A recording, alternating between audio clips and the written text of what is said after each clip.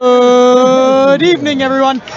My name is Oliver Antone, and welcome to Breast Cancer Awareness Night here from the Shining City on the Hill. I'm joined alongside Colin Franklin here. As it gears up to be another good one, I'm filling in for Ethan Yarborough, your typical commentator tonight. Colton, how do you think we look tonight? I'm feeling pretty confident here. Beautiful night, a little bit chilly, but a beautiful night sky in October, and I'm feeling confident. JPII is taking on the McCallie Blue Tornado, donning pink uniforms for Breast Cancer Awareness. I apologize, I just had to book it up here. It is going to be a long night. JPII coming off of the upset against the Baylor Red Raiders, now set to defeat the McCallie Blue Tornado. A big win for JPII last week, so they have to get a little bit of momentum on their feet. Ben Brooks running for a good 5-yard gain there. Especially in that situation, Brooks having to scramble. He immediately saw that there was a problem, and he assessed it and took it for himself, and opposed to having nothing happen at all. So it is now 2nd and 3, a big gain, especially on a scramble from Ben Brooks. With a 4 wide receiver set here, Ben Brooks in shotgun. Hands it off quick, finds a little space there, tackles.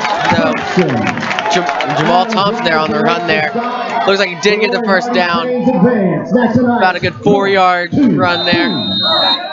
And Thompson, who's received offers from 2 Division I schools, saw that hole and took it immediately. There was not a single problem with that. The Tornadoes defense so far, I know it's only 2 plays in. Flag on the play. Oh, quick flag now. Yeah, as I was saying, Tornadoes defense right now. Back-to-back run plays right up to middle. Quick 10, 11 yards for JPII. The Blue Tornado, who are similar to the Knights in record at 5 and 3, have to be careful because JPII's offense is searching for holes.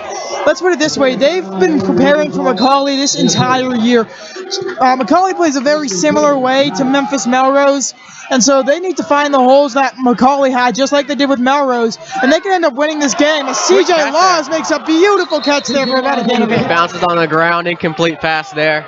I didn't.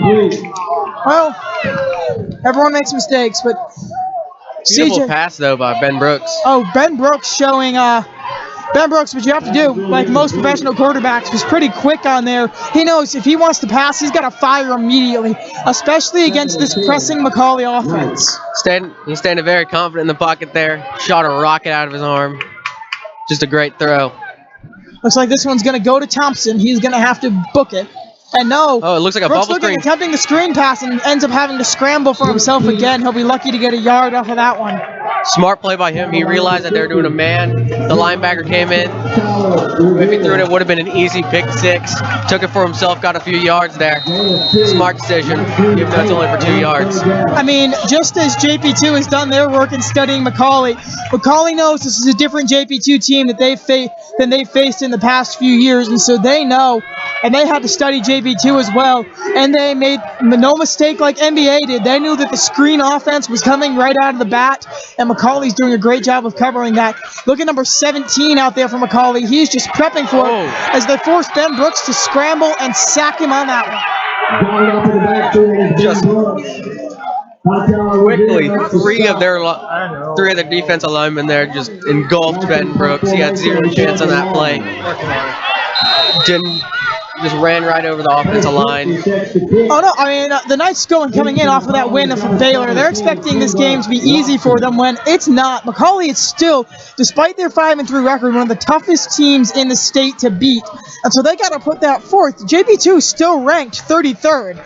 They're not looking as good as the McCallie Blue Tornado, and they need to get a second upset in a row to win this. But this one they have confidence, they got momentum, and they're at home. Which is something that you bring up. I mean, they've won 4 out of their 5 games on the road. Knights fans are dying to see a win at home tonight. Yeah, that's one thing. Away, JP2 is shown to be almost better. At home, they've lacked their win percentage. It looks like the Blue Tornadoes are getting ready to get it off. It's about the 41-yard line. Quick option, triple option there. Finding a little bit of room. Looks like he's got to get. Bledsoe able to take down number 15 for the McCallie Blue Tornado. Bledsoe, you can't say too much. I mean, you can't stop talking great about him. Bledsoe's a huge threat. I mean, I don't know if any colleges have put offers on the table, but Bledsoe's a threat to any team because he's an offensive and a defensive player that's been with the system all 4 years. I mean, the hardest thing to pick for him is what position he'll play later. Great at both running back and linebacker. Because here's the dangers of McCallie's football program. McCallie, if you're a sophomore or a freshman, you're not joining the system. To where Drew Bledsoe was a starter his sophomore year. I don't know about his freshman year, but Drew was on those starting lines playing just like he does this year, his sophomore year. Just like so much of this JP2 team. This system's drilled into the back of their heads to where McCallie's putting out juniors and seniors that this may be their first time on the line. And, I mean, Drew Bledsoe, he runs like Jalen Hurd. He's a horse. He fights for every yard he gets. Thompson, though, there shoved away as he tries to get him down, but seems to be getting him without a 9-yard gain. Right now, the Blue Tornado is just running right down the field on JP2. The defense is going to have to make a stop here. Oh, and JP2 is praised for their defense. However, they're looking for the weak spots. And no offense to Jalen or Jamal, but they're the weak part of this because they're the smallest guys out there. Now, I'm not saying they're not good because as you see, Jamal's a tracker, but in the interception game, there's nothing there. Number 15 with a beautiful carry for the Blue Tornado. Found a hole, and he just exploded right through it. No one could get in his way there. The offensive line again dominated the JP2 defensive line. Right now, the defensive line of JP2 is just getting dominated. They have not pressured their quarterback at all. No, I mean, right now, their quarterback thinking he's off scot-free. JP2 is not looking like the defense they were against Montgomery Bell, and they got to turn that around immediately and play like a second-half team in the first half, but still pull that together in the second half. Like, they have to take this. You don't take 3 quarters out of 4 with the Blue Tornado, you don't win a game. Yeah, and I mean, so far this game, Blue Tornado's been doing options and quick passes, and JP2 just hasn't been able to stop it. No. They're averaging at least 4 yards a carry for a pass. I mean, 14 out there is looking like Tom Brady. He's quick, and then he knows when he needs to hand off.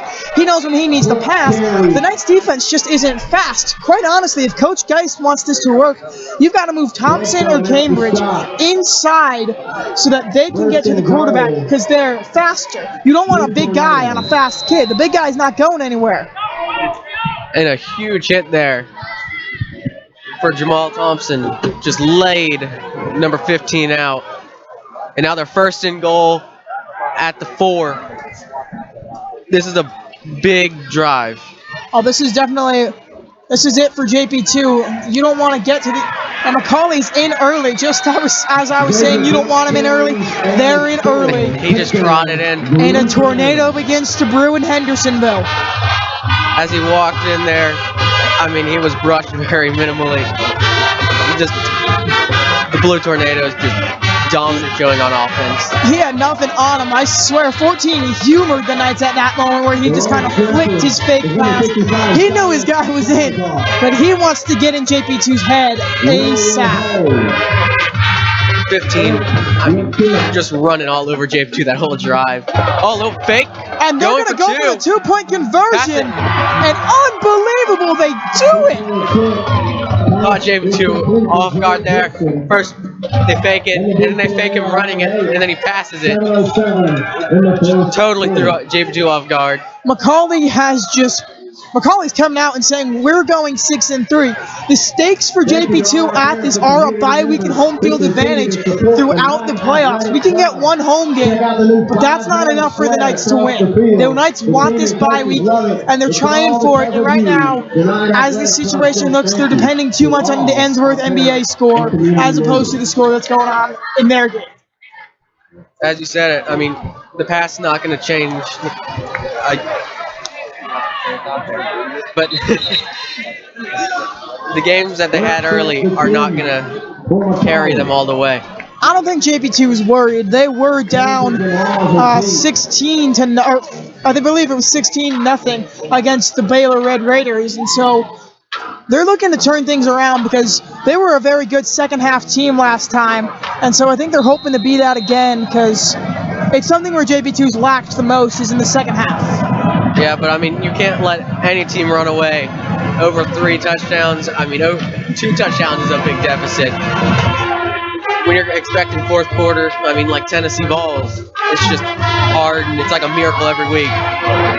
And Thompson quick there. They were not expecting the move from Thompson there. You can see what the Blue Tornado did.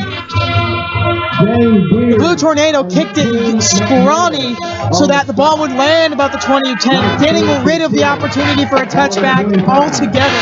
They're saying, you want to get to the 20, okay, get to the 20. And Thompson was able to do that and get to about the 24 before the Blue Tornado said, no, we said you can stay at the 20. Now in the pistol formation, Ben Brooks looks like a blitz, and then just unbelievable. Thompson just right past. Thompson just got a big bear hug on that one. I mean, that linebacker just slithered right through that offensive line. No one touched him. I mean, here's the thing about McCallie. They may be 5-3, but they see their entire team sees the play unfold before it happens. And JP2 is running a 3-year system now at minimum that McCallie's been able to read. Let's remember, the past 2 years, the Knights have played McCallie in the playoffs. So McCallie knows these guys well. Their system is very readable. Ben Brooks just threw it a bit high there. Fans on flag for a little tap on them at the end of the play, but no, that really wasn't much anything. McCallie's not afraid to play dirty. That's the thing. I mean, it doesn't matter the sport. They're a fearless team out there. And that's something that's the difference between JP2 and any other team. We're not fearless, but when we get adrenaline, we're good. Yeah, I mean, to win football games, you got to step it up, be tough, and be ruthless. I mean, if it's stepping on the toes or doing anything, a win's a win. And CJ Law is dropping a second pass this game, which is going to bring out the punting squad for JP2 yet again. Only 1 first down from 2 drives. Getting just about 15 yards from both drives combined. This offense is having no progress. Right now, it's just looking ugly for JP2. I mean, like you said, you compare them to Tennessee, they can't expect that. I mean, I know that they probably want to, but you can't come out in the fourth quarter and bank on a Hail Mary pass to save you. Yeah, I mean, you've got to be the team. You've got to be the team that's got to get wins. And if JP2 wants any potential in the playoffs, they've got to prove themselves against the Blue Tornado tonight. And I mean, if you want to win games, you gotta consistently every quarter. If you want to go undefeated, like teams like Alabama, I don't like them, but they are dominant all 4 quarters, and no team has been able to stop them. That's what you got to be like to win games. I mean, take a little bit of Brentwood Academy or NBA's playbook. You know, despite the fact that these teams are tearing each other apart, you know, NBA's now ahead of Brentwood Academy because they know what was coming. Yeah. Oh, and a quick run there by 15. This little juke move gets past the 50, about the 47. Just another good run by number 15. Another first down. Just running game for them. Just unstoppable. The speed of number 15 combined with that offensive line. They're manhandling JP2. McCallie's just a powerhouse out there. There's no, you've got to be smart or else something like this is going to happen. I mean, if their running game, I think I've seen 2 passes from McCallie thus far, and that's what JP2 is trying to be, a team that's dominant on the run game, because Ben Brooks' passing game isn't the greatest, but even McCallie, who has a great pass game, is coming out here and dominating on the run game. It's something that no one saw coming. Yeah, I mean, the fact that they have had are like 2 quick screens, but they're ruling the option and the outside run. And as I say that, they run it up the middle. It looks like he's going to be stopped at just about the 8. Just amazing running attack. This is not looking good for JP2. I mean, a deficit of 2 touchdowns is dangerous, especially only in the first quarter. I mean, granted, with the first quarter, you can say that there's still 3 more quarters to get those points back, but automatically, just by touching that blue, they're up 14-0. Touching something after that, and they're up 15, maybe 16-0. And finally, JP2 stops the run, but he still gets about 2.5 yards almost. I mean, the running game, the offensive line is just pushing JP2 back. And something needs to change if they're going to win this. And I think that moment was just, okay, guys, let's get our crap together and be aggressive out there. Oh, and another quick triple option. That's not, when they do the triple option, the quarterback is not pitched at a single time. And I don't think he's going to. Every single time he makes it and then just runs right up. Yeah. And see, here's the thing. This is McCallie's fatal flaw, is now they're running into the big parts of the JP2 defense. They tried going straight through and Cody Moyer puts you down. You try going to from side to side, you've got someone like Cam Scott right on you. This is a huge 3rd down. This is going to be, they're going to trot it in again, number 15 for his 2nd touchdown of the game. The running attack is just, if they don't get it, they will just continuously hit. The Knights just need to get over the 50-yard line, actually probably closer to the 40. We don't know what Nick Zanger's leg holds, especially because he's so young in this offense. But I think if you can win a game on field goals if you bring the field goals in the first half. And right now, you want to get out, and the best strategy for JP2 is just get a field goal this quarter. And there's one through the uprights for the Blue Tornado. What JP2 wants right now is just any momentum they can get. Because right now, Blue Tornadoes have all the momentum. The defense coming off the field is just sluggish. As the Blue Tornadoes coming out hyped and ready to get another one. And momentum just about wins games. I mean, the Blue Tornado are building it too. Like, you can tell and you can just see in the attitude of the Blue Tornado, they're not even at their fullest yet. They're building that momentum. So come the second quarter, it's going to just come out so that it dies down by halftime to where you build it the same way come the second half. Because McCallie plays both of their halves like the first half, opposed to JP2 who takes a half by half. McCallie's getting ready to kick it off here. Last time they just kicked it to the 10. He said you got to earn your 20. Maybe they'll kick it far, or who knows this time.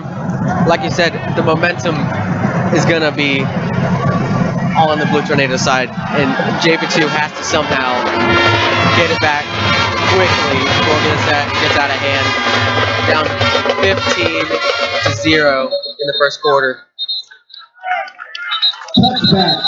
Touchback there. I believe it was a slight blessing for JP2 that Jalen Cambridge's leg touched the blue, because you could see the McCallie defense was charging.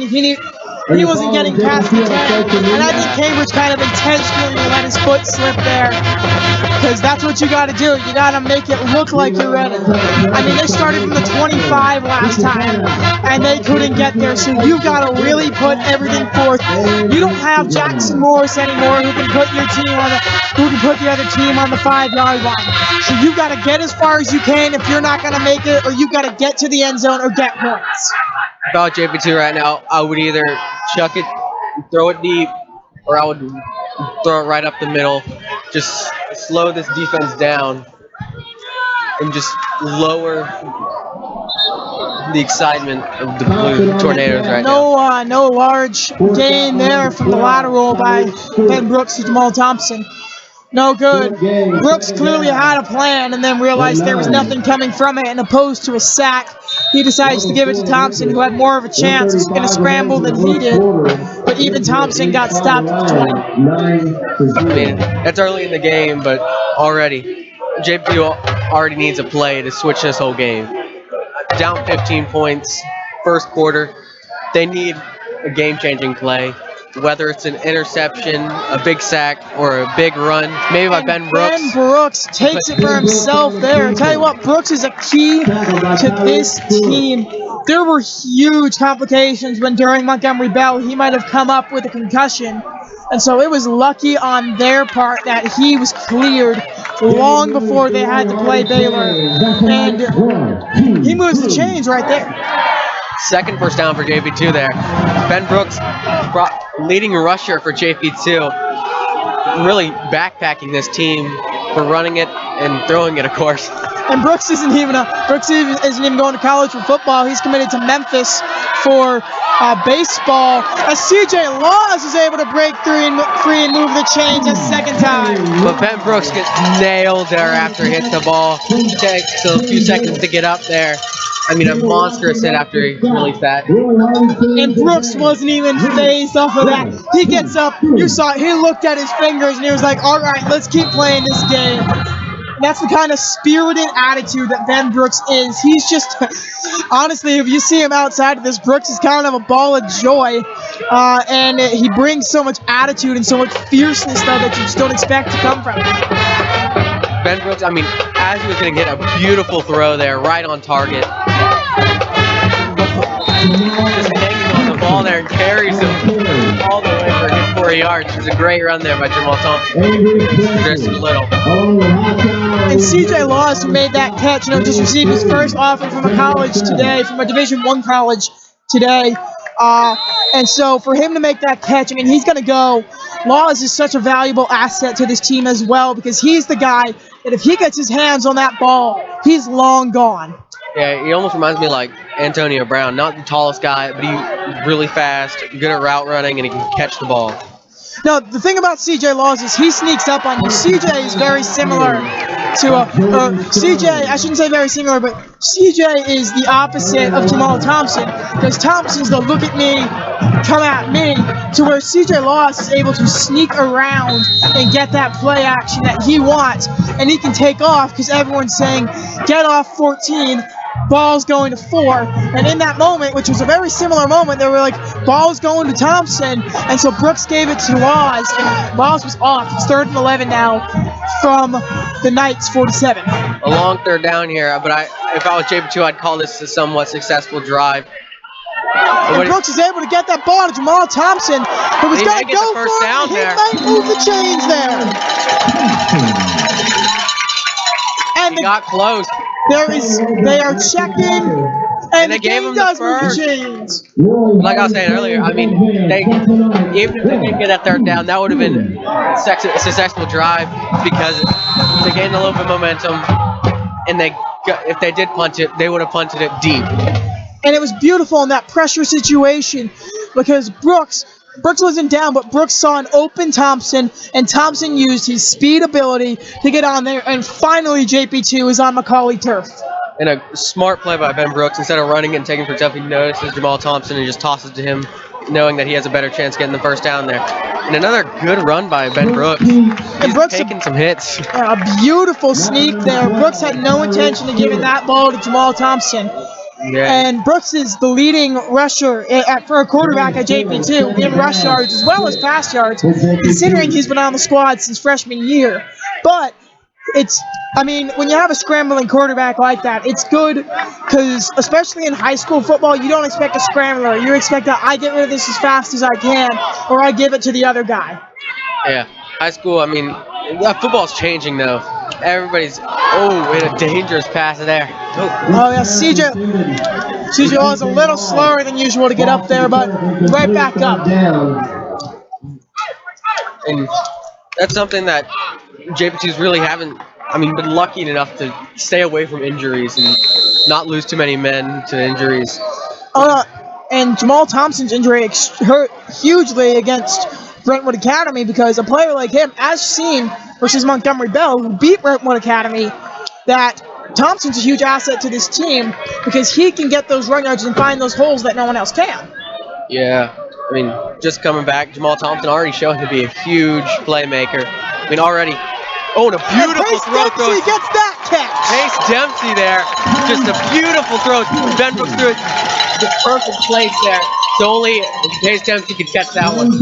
Pace Dempsey, who hasn't seen, despite the fact that he was a huge player to JP2 last year, Dempsey comes out of the blue out of that one. I don't think anyone saw that coming, and I think we're going to see Dempsey get the ball a lot more tonight because they've run the past few weeks this offense through Laws, Cambridge, and Thompson, and Pace Dempsey comes right out there and is, I'm still a great player on this team, and Dempsey books it. And quick, and a big hit. Big hit there. Both players a bit slow to get up. Looks like the Blue Tornado player is down. Fortunately there. No one saw that coming. Freshman Rory White is just right back up. Smart play again by Ben Brooks, realizing that the bubble screen won't get him any yards and maybe even a turnover. So just like he did earlier, last time he ran it, this time he tried to get a quick yard off of a pass. Just smart play by Ben Brooks so far. No, Rory White, despite being a freshman, is this powerhouse of young athleticism that, similar to the JP2 players now, let's face it, a lot of these guys were on the starting squad as freshmen. And so I think Rory will be able to come his senior year, bring that experience that's going to be needed for this team. Yeah, and this is really a veteran team this year. A bunch of seniors and juniors, and they are going to need the talent later because a whole bunch of them are leaving. And him to be a freshman starting is just showing them it's going to make the team better later. The difference is the change in divisions that's yet to come. Good run there by Ben Brooks. Gets just at the 10-yard line. Shoots about two guys out there and then gets sandwiched and falls to the ground. Ben Brooks just running all over him. And see, this is what I was talking about. Once the Knights build momentum, it's hard to get rid of it. But right now, the Knights did what they need to do because they're getting at least 3 points out of this. At least, hopefully 6 or 7. Who knows? Maybe we'll trick like Blue Tornadoes and go for 2. But Ben Brooks carrying this team, throwing it, running it for a whole lot. And a bubble screen gets to about the 4. And CJ Laws even tricked McCallie there. He looks like he's out. He's like, am I out? Am I out? No, I'm not. I'm going to keep going. And McCallie's like, all right, get out of bounds. But,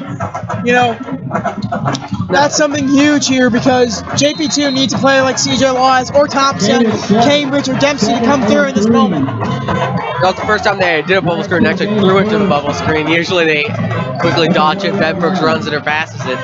It's a good thing to see. Got him a few good yards. See, I think failure on the last drive for JP2 was almost intentional because they mixed up their system. Ben Brooks keeps it, touchdown. Everyone thinks it's in Thompson's hands. Touchdown, JP2.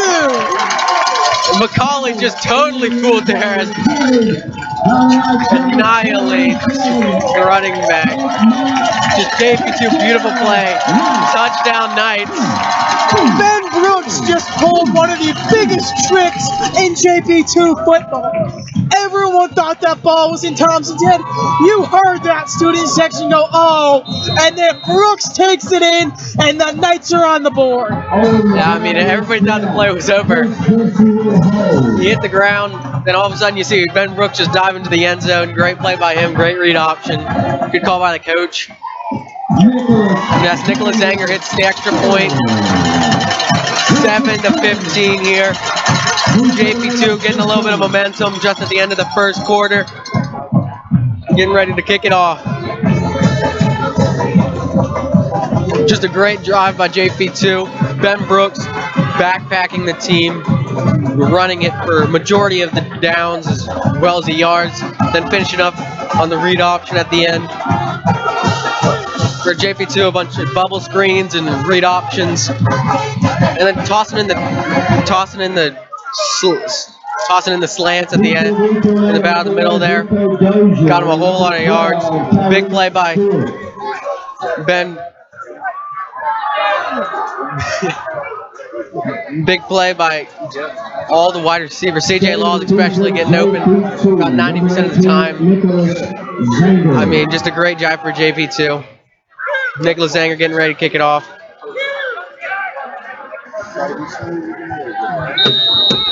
I mean, great drive by JP2. A whole big difference in their starting two drives where they were just getting annihilated.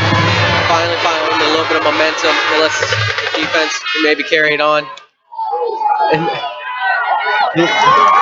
So the JP2 defense is stepping up. The offense is stepping up. They definitely did something to McCallie. They gave McCallie a thought. And I feel like part of this, maybe that opening drive failure wasn't intentional, but they let McCallie think, all right, we're the big dogs here, and then we've come out and said, no, meet our defense, meet our offense, and welcome to Hendersonville. And Cameron saw it on that kickoff, came out just running to hit somebody, flattens a guy, then hits another guy on the ground. Great play by him on the kickoff. Back in the shotgun for number 14. So here's the first pass, a wide open number 1. And one is going to just take it home. There he is, touchdown, Blue Tornado. Great, smart play by the coach. They did the first two drives, they did that play about 100 times. And then throw a little bit of trickery on it and find a wide open number 1 for a touchdown.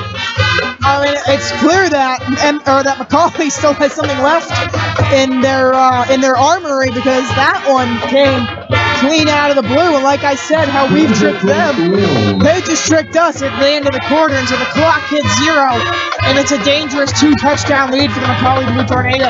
Yeah, I mean, that's one quick way to silence a crowd. As JP2 astonished by what just happened against them. Kicks the extra point good. Just great play for the offense of Blue Tornadoes. Totally fooled JP2. That one's going to mean the first quarter has wound away. You're tuning in to the Knights Sports Network. We're going to take a quick break. This break is brought to you by the Herald on the Hill.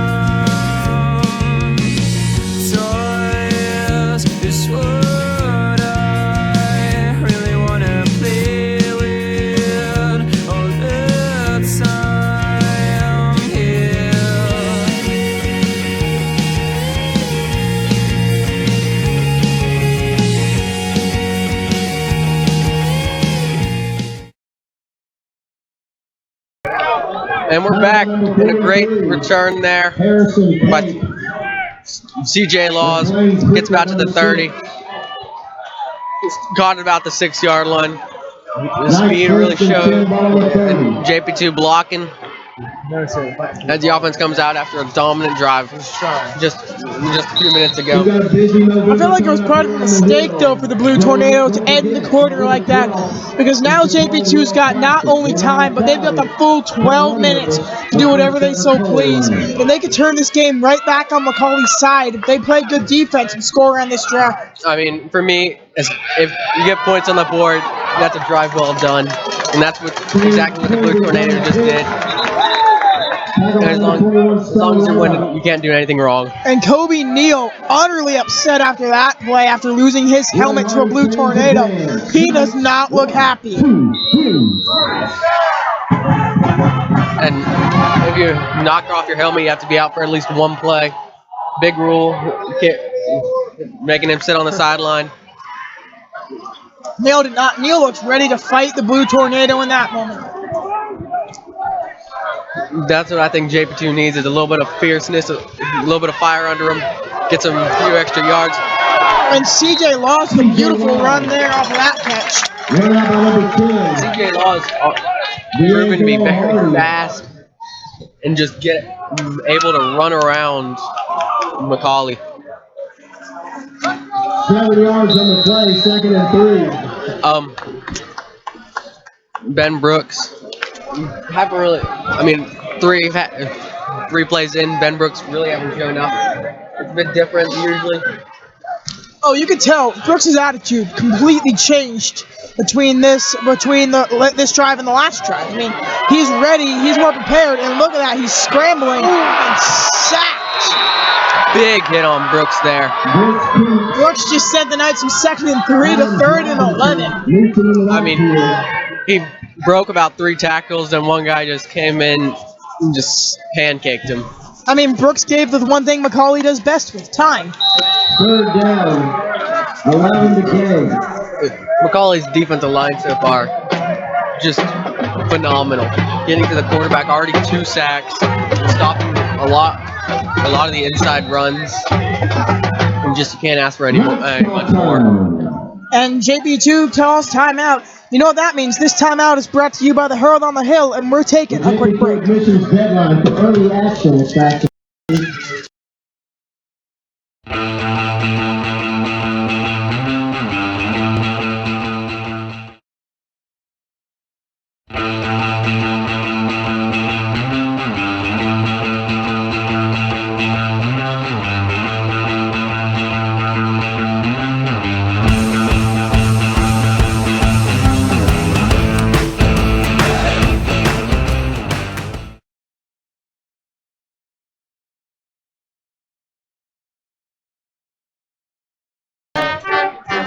And we're back. The Knights back on the field after their timeout. You're tuning into the one, the only Knights Sports Network. And I think that timeout was just making sure Ben Brooks was okay after he got hit really hard.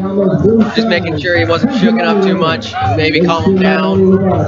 No, Brooks got a little taste of turf off of that play, sadly. And right now, he's got to look for either a beautiful run or a huge opening for someone like Chris Bell if he wants to get this game anywhere back on track. And he fires deep to Jalen Cambridge. Wide open, man. He has a little bit of room. Change and book it. No tripping calls, but Cambridge books it on the big play, and that's a Knights first down. Great. That's 3rd down percentages are skyrocketing right now. As 2 over 10-yard 3rd down completions. 3rd down offense is what wins games. McCallie's mistake. They left a star player like Jalen Cambridge wide open. And Jalen Cambridge and Ben Brooks, with that connection, knew that this was going to be a big play. And now they're in McCallie territory for the 2nd time tonight. I mean, he snuck right out of the backfield. Caught the ball. Can't ask for much more than that. Meanwhile, they just met Thompson on that one. They scheduled the dinner date, and they were right on time after that one. Loss of 1. 2nd down and about 11. Almost 12. Another great play by the defensive line. They really haven't blitzed much either. They're just walking right past JP2's offensive line. No, when McCallie does blitz, they're right on Ben Brooks. Like right now, JP2's prayers are being answered. It's Thompson, who was in no way ready for that play. I mean, you saw the blitz from McCallie coming in. Ben Brooks knew he had to get it off quickly. No, Brooks, as I've already made comparisons to McCallie and a player like Tom Brady, very quick on that release, but CJ Laws was not ready for it. His arms weren't turned, and he had his right arm out, which came in good contact with the ball. I mean, he just ran straight and just hit him on the side. Wasn't paying attention too much, running his route. So it's 3rd and 11. We don't want to see the kicking squad come out. And another blitz. Brooks scrambles and misses Rory White by just that much. Just a tad much. A little bit. Another high ball from Ben Brooks, but Kobe Neal's helmet off again. Sorry to interrupt. Neal is not happy. Coach Justin Geisinger, though, gives him that look, kind of the tighten your helmet. But Neal, despite having 5 concussions already, likes it loose. Seems like he messed up his mouthpiece too, as he's asking if anybody has an extra one. I mean, Kobe's 1 concussion away from being done with football for his life. And honestly, something like your helmet can't be something like now JP2 is pulling the smart decision here because they know they can't kick this ball in, but a punt's going to do them no good. Because if McCallie's going to drive, this is the play to go on. And this is the game changer. And Brooks finds CJ Laws on 4th down, and the chains move. JP2 first down. Another great play. CJ Laws, wide receiver, he's unstoppable. Looking like Kendall Wright against the Browns. JP2 runs the same play that failed them only 2 plays ago, and CJ Laws is right there and right past the yard line. And another conversion there, this time on 4th down. Just really good late in the downs. Looks like an option. Ben Brooks going to keep it for himself. Get maybe to line of scrimmage. I'll tell you what, McCallie is not expecting when Brooks keeps it because they don't know when it's coming. I mean, offense coordinator doing great for switching up plays, pass, run, bubble screen, giving it to Ben Brooks. They've made JP2 unreadable at this moment, and that's something that McCallie lives on and thrives on. If you look in their defensive zone, they have a TV set up so that they can play back and watch plays. So they're living off of the system that JP2 uses, but JP2's not giving them a system. Flags flying everywhere. That might be delay of game on JP2. McCallie offsides there. Looks like they're doing a little bit of a blitz. Maybe a hard counter through them all. Everybody's happy about that.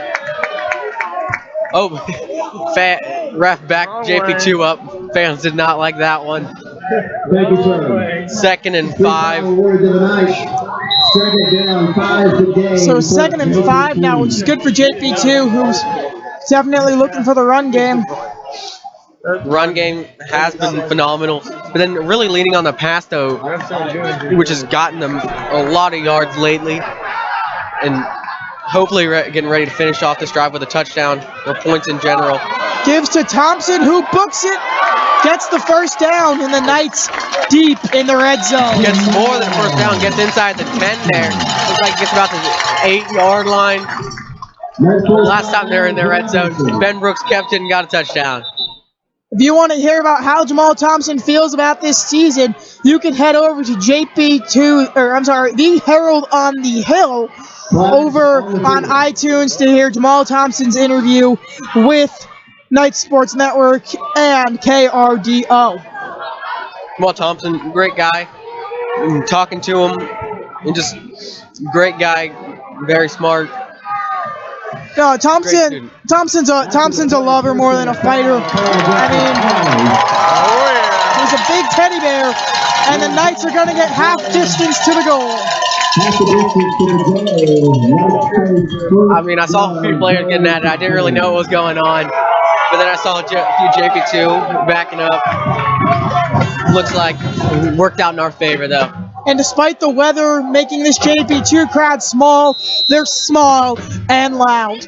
For those of you that weren't able to make it to the crowd, hello there, I'm Oliver Anton, and you're tuning into the Night Sports Network. JP2 now at the 4-yard line, just running it to Jamal Thompson. Maybe gets about 2. Thompson gets half the distance. I mean, half the distance later, you're in the end zone. And because of that penalty, they get a first down, so now it's second down at the 2. Which is very good. I mean, you got to live off of the opponent's errors. You can't do what... you got to live off the opponent's errors. You can't look at their errors and then continue to play the game as if it didn't happen. 2nd and 2 now for JP2.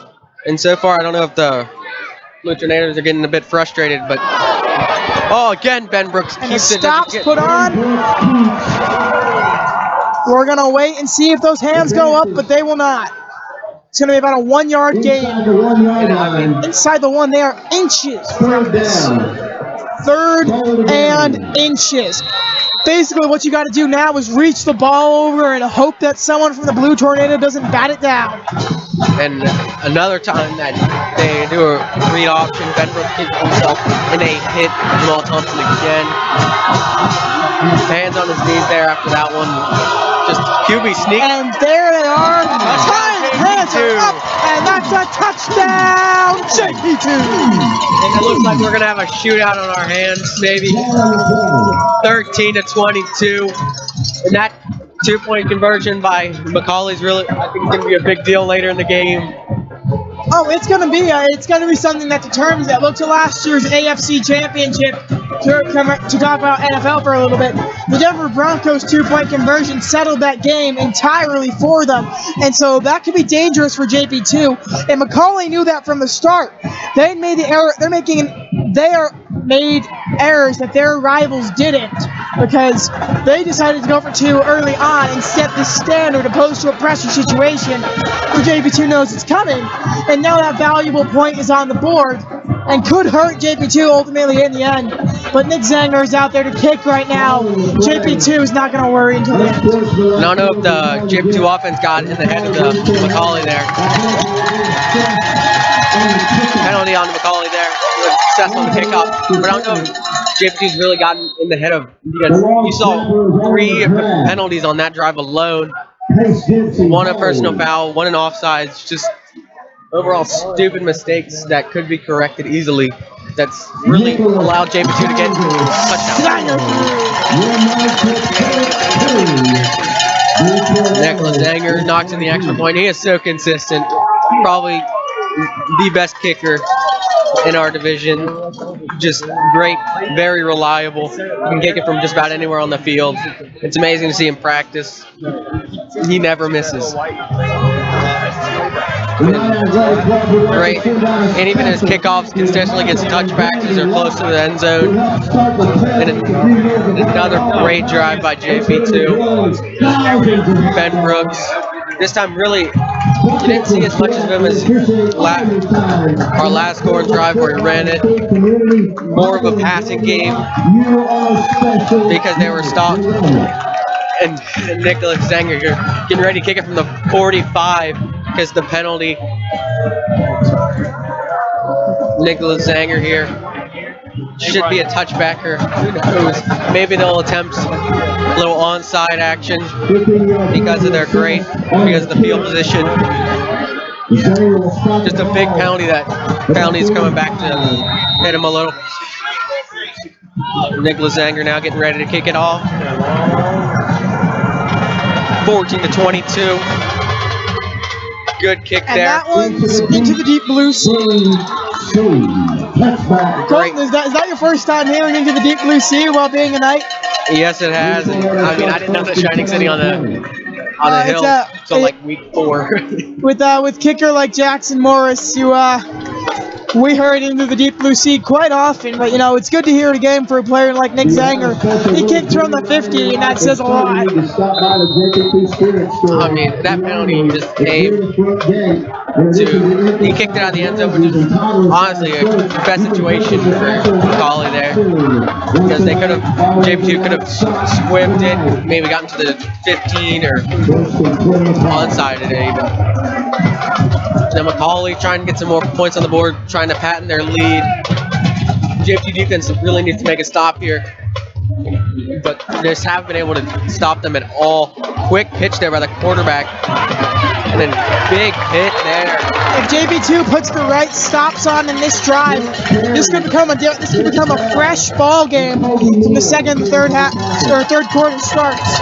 Chris Bell on the tackle there, just hit him right in the chest. Beautiful tackle, beautiful hit. I mean, yeah, like you're saying, this is a big drive. If JP2 can stop them, then it's going to be a whole different ball game. It's going to give JP2 a chance to tie this game up and change this ball game. And another quick pitch.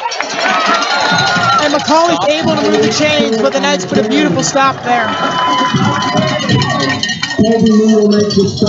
Maybe not. Like Yeah, it is going to be a third and inches. Unbelievable. This is a big third down. The test of the offensive line versus the defensive line here. They're going to give them the first down. It did look like it was a first down, but I wasn't going to say anything. I mean, we had hope for a second. Yeah. What do we have if we don't have... Running it right up the gut. No one expected it. And 12 just rips through into the JP2 half. Good play by the Blue Tornadoes, mixing it up. They do 2 back-to-back outside pitches, and they sneak it up the middle there for a very good run. Now on the JP2 43. Just change of pace. JP2 needs to make a stop. Oh, definitely. JP2 needs a huge stop here. Which currently McCallie lands no stop. So far, I mean, all McCallie needs to do is run it up the middle because their offensive line is just dominating JP2's defensive line. JP2. We got a timeout, JP2. You know what that means. We're going to take a quick break. You're tuning into the Knights Sports Network. We'll be right back.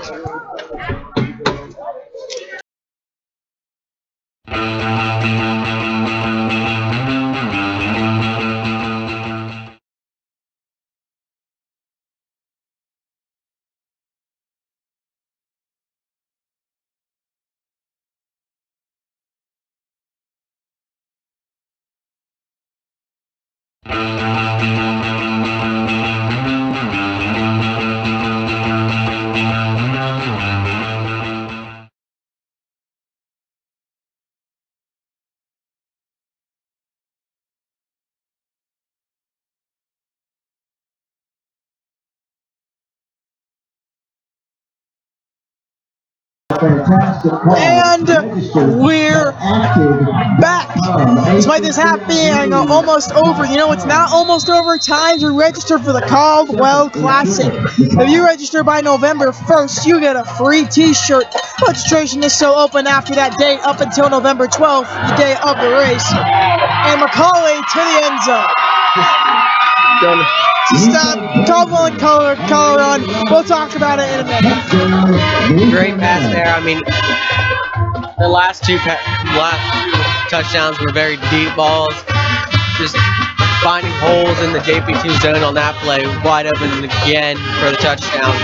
I mean, JP2's got to be nervous about this point. The quarterback's moving the middle, throwing deep with very good accuracy. I mean, McCallie scored on every drive. You can't let that happen. No. I mean, JP's defense is just being beaten from every side. I mean, they're losing every part of the game, whether it's the offensive line, rushing, passing, everything. They just can't get anything going. And their offense has stepped up. But here's the thing, you can't play a game only on offense. Your defensive line has to be there. And now McCallie is right where they want to be because the Knights have the ball back, and the Knights will end the half, touchdown or not. The Knights will end the half hopefully making it 21-29, but McCallie has that 8-point gap come the beginning of the second quarter, or second half, I'm sorry, and that's dangerous. Yeah, and McCallie here, I mean, they're in a perfect position here, giving us 5 minutes. So if we do score, it'll probably take about 3 minutes getting them the ball with 2 minutes. They can maybe put together a scoring drive quickly, and then getting the ball at half.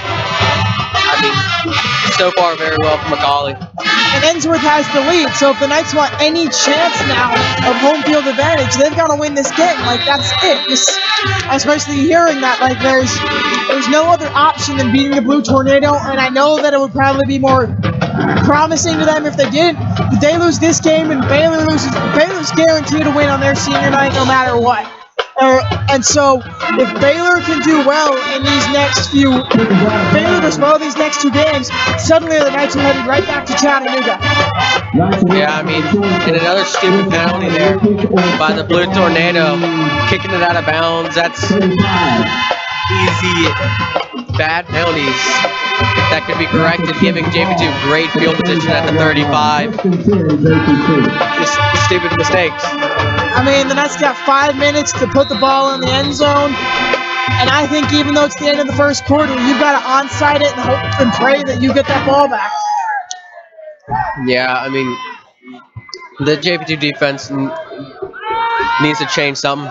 Quick past it and then hit. Rory White able to get that one, but hit right back. I tell you what, he comes out of middle school football to meet the McCallie Blue Tornado. He's in for a world of pain, that's for sure. I mean, Rory's a great player and all, but I'm sorry, there's a difference between a 5'2" kid from St. Henry's hitting you and a 6'4" McCallie Blue Tornado hitting you. Big different level changes there. But I mean, still great play by him keeping onto the ball, getting the 7 yards there on the play. It looks like they're... Brooks is going to scramble and fire, and unbelievable, CJ Loss makes that catch. The Knights are going to call it no good.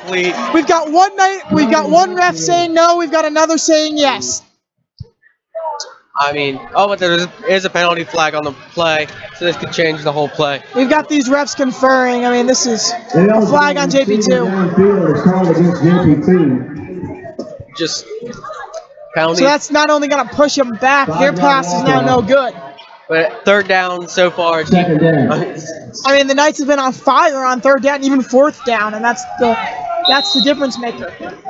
But hey, it's always easier to be instead of have a 1st down instead of a 3rd down. So see if we can, hoping they can get it on their 2nd down here. 2nd down and 8. Pistol formation here. Play action. Another Brooks pressure. fires, gets the CJ Loss, who gets through past the 50, and for the 3rd time, the Knights are in McCallie Blue Tornado territory. I mean, Ben Brooks, they're setting the blitzes and everything. Ben Brooks is quickly getting off, noticing the blitzes, and just playing very well quarterback this game. Can't do much better. I mean, McCallie's shaking their heads right now. McCallie's saying, what's going on? It's 3rd down. We're best on 3rd down. We stop them and get our football back. And the Knights are saying, no, we still are in this game. Yeah. I mean, I don't know why, but JP2 can't get it done on 1st down, but they can get it down. Oh, and a quick pick there. And there's a pick-off for the Blue Tornado. Looks like the Knights are coming off the field. A little miscommunication between the refs. An interception. And they are calling an interception now. Call it a good interception. 1st and 10 McCallie. Just JP2, here's the danger zone now. I'm sorry for interrupting you. Here's the danger zone now. McCallie's gonna get 2 on. McCallie's gonna try to get 2 ahead on you, and they are so close within field goal range that it's bad for JP2. Yeah, I mean, Ben Brooks played so well this game, but I mean, that throw just not very smart, throwing it right into dangerous territory, getting his wide receiver hit, as well as getting the pick. What a stop there, though, for JP2. sad part is, and Jalen, if you listen to this, I apologize for such criticism here, but that interception can't go on Ben Brooks at any point. Jalen Cambridge lost that ball, and Jalen Cambridge was responsible for it, but Ben's going to get taxed for it, and that's not fair to Ben. I mean, if I'm going to be perfectly honest with you, when you're running a slant route like that, it's the quarterback should realize that the player is going to get hit. Apologies there, we were changing cameramen. Just middle of a shift, and so we're sorry for not being exactly on the action there. Just an unfortunate pick turnover for JP2. And McCallie's right back in to JP2 territory there. Number 14 looking brave and bold. This is a must stop for the JP2 defense, as they have found nothing that can stop McCallie's. As they go deep again, another. The deep game's working for McCallie. Coach Geist is going to get in that locker room and he's going to tell them, watch for that deep game. And I think we're running zones every play for our defense. I don't know if it's that we can't take their wide receivers one-on-one, but this is allowing their wide receivers to get in between our zones and just get wide open every time. It's true. They've got Cambridge and Thompson on their tight ends. I mean, and that's not saying something. Like, you need to play around there. But Chris Bell needs to step up his defense at this moment. Just because he's going to college to play football doesn't mean he can cut some slack here playing for the Knights. And another great run for McCallie there. 15 running right up the middle again. And then Zach Scott, great job there by tackling just before he got to the end zone. Here's the difference. Right now, McCallie knows, and McCallie's quarterback knows that if that pigskin's in his hand, he's in the end zone by some point at the end of this drive. They need to get that idea out of their head so that they can keep playing football, because there's another touchdown McCallie. I mean, another just trotted in there for the touchdown. JP2's defense needs to stop the run, and they just have zero answer for it. They're getting annihilated on defense, whether it's passing, running, it's just not pretty. And they need to switch something up because they're letting this game run away from them. And they need this win for the first round bye. And it's just not looking pretty at this time. And it looks like they're going to kick that right through the uprights for the extra point there. Number 14, showing pretty well. Throwing 1-2-point conversion pass, and then hits all of their extra quarters. This is it. McCallie made himself dangerous and got in the heads of JP2. I mean, if you look at it, Coach Geist does not look happy right now. Neither does Coach Dempsey. I mean, come join us right now. First responders. If I was any coach, I would not be happy with the defensive play.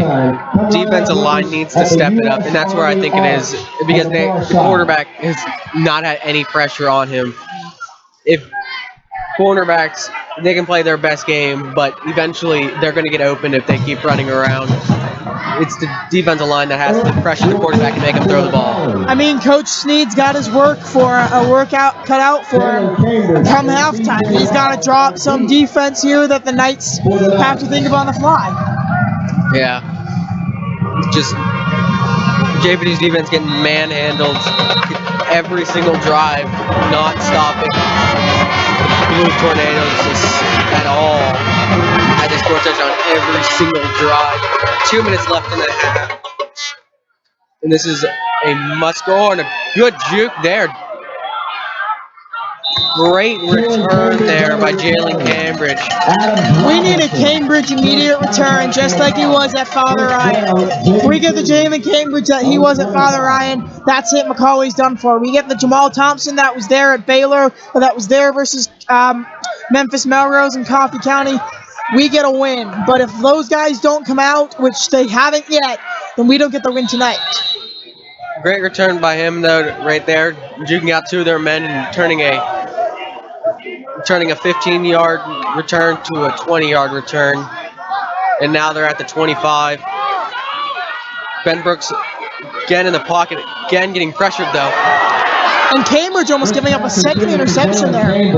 Ball's incomplete. And There's a flags flag on the flying play. everywhere. Holding, it's looking like. Most likely on the Knights there. McCallie looked flawless out there. Holding on the defense, though. Good for JP2 in that situation. Yeah. Just a lucky break for JP2 on that play because of the holding call. Gets him a free first down. Change advance. Just again, Ben Brooks is being pressured and not really having time to stand in the pocket and throw it. He's having to back up, get out in the pocket, run it, and then if he is allowed, he will be able to throw it farther than 3 yards, and the wide receiver's having to run with it. Now Ben Brooks with a quick wide receiver screen. Pace Dempsey getting a few yards on that one. Dempsey was able to move on that one. Oh, and a hurry up offense here.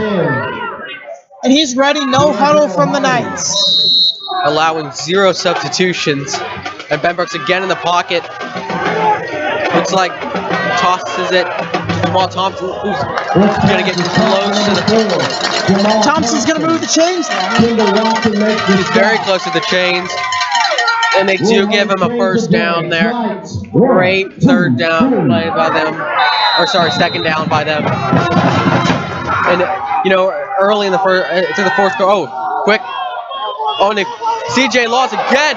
And they get the, oh, what a catch.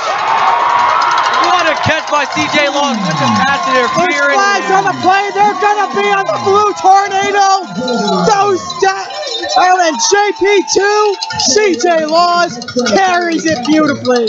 I mean, quarterback for Blue Tornadoes was all over him. Pass interference. CJ Laws caught that one-handed with the pass interference. The Knights are going to decline that penalty because it's a first down. Yeah, I mean, obvious decline there. Great play by CJ Laws. Just great play. Phenomenal catch there. He's done very well this game. Now they're in first and goal here. 1 minute and 30 seconds left in the first half. Looks like a quick screen to CJ Laws. Can take it. Maybe gets 1 yard. CJ Laws was stopped pretty quickly there. They're relying a little on CJ now, but I think that reliance is going to be broken in a few minutes. And I think that come the second half, you're going to see more breakout players. There's a towel on the field. Hopefully, Brooks doesn't go scrambling. Ben Brooks sitting in the pocket, throwing it to the back of the end zone. Touchdown, JP2! Touchdown, JP2! JP2 getting another touchdown. Freshman Rory White is fouled, and the Knights are back in this one.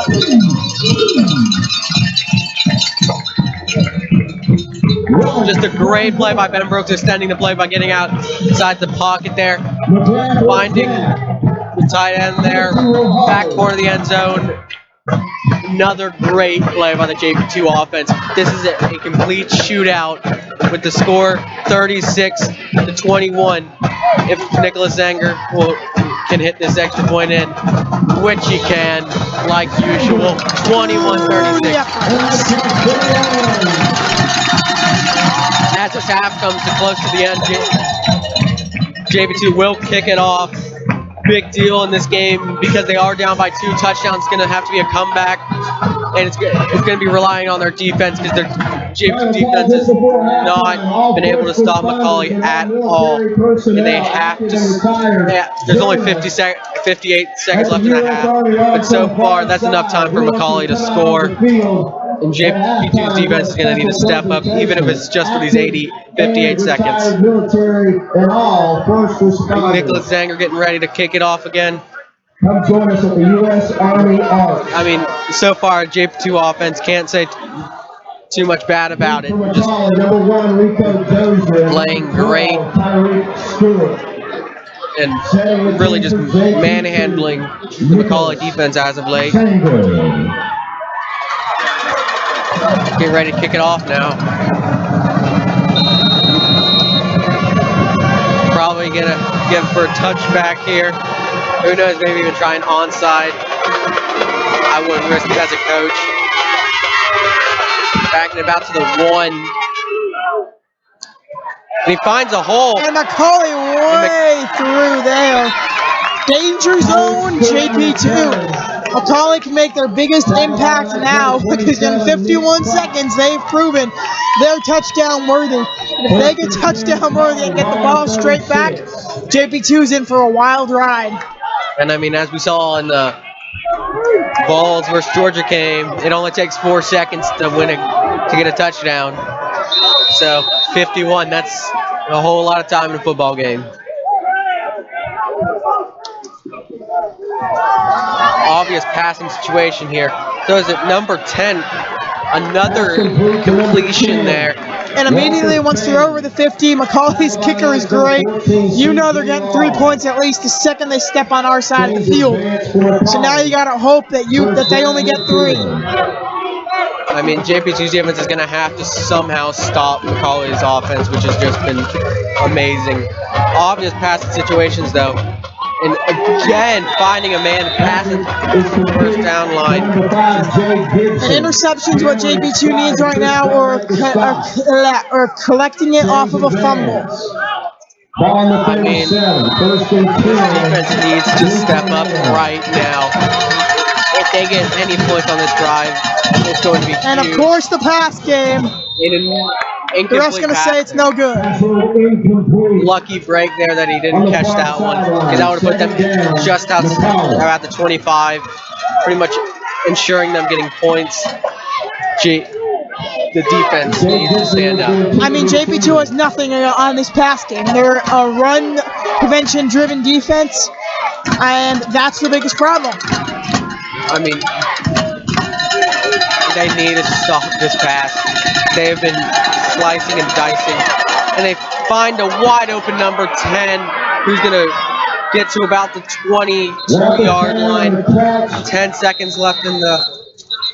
Now, any mediocre team right now decides to... Any mediocre team decides to go for a kick. But, of course, being the Blue Tornado, McCallie's most likely going to go for it. We've got a timeout on the field. You're tuning in to the Night Sports Network. We're going to take a quick break.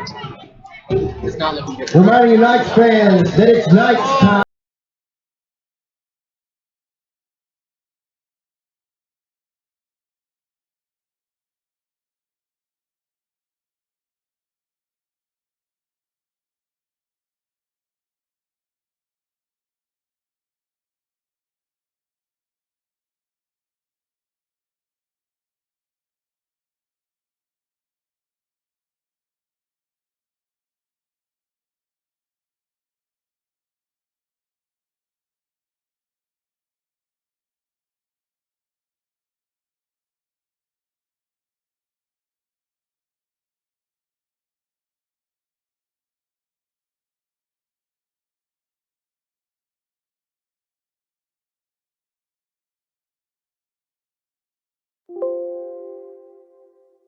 Seconds remain. And we're back with 10 seconds left here. As we said that. Then take a timeout. Well, we're going to talk because that was a little too... we're not going double breaks on that one. I mean, JP2, this defense is... T-shirt, 100%. The amount of holes, they're like Swiss cheese for their defense. Let's continue with our shameless self-promotion, though. The Caldwell Classic, of course, benefits the Jason Foundation, which is for suicide prevention. All proceeds go to the Jason Foundation. It's $20 to register. You have until November 1st for your free t-shirt, and November 12th is the day of the race. If you register, you not only get to run the race, you get No Shave November or Nerdy Sock November. Please get a form outside of Miss Delvaya's room, or if you're not a JP2 student, to order it online. And now the teams are back on the field. Yeah, and Mrs. Delvaye ordered 200 pounds of dye and powder for this thing. It's gonna be a big thing, great charity to give all the proceeds to. Just a great thing to do. Oh, I mean, this is the sixth annual first color run. And JP2 stops him. Great We're play by going there. to most likely see the McCallie kicking squad after that one. Looks like they're going to stay on the field here.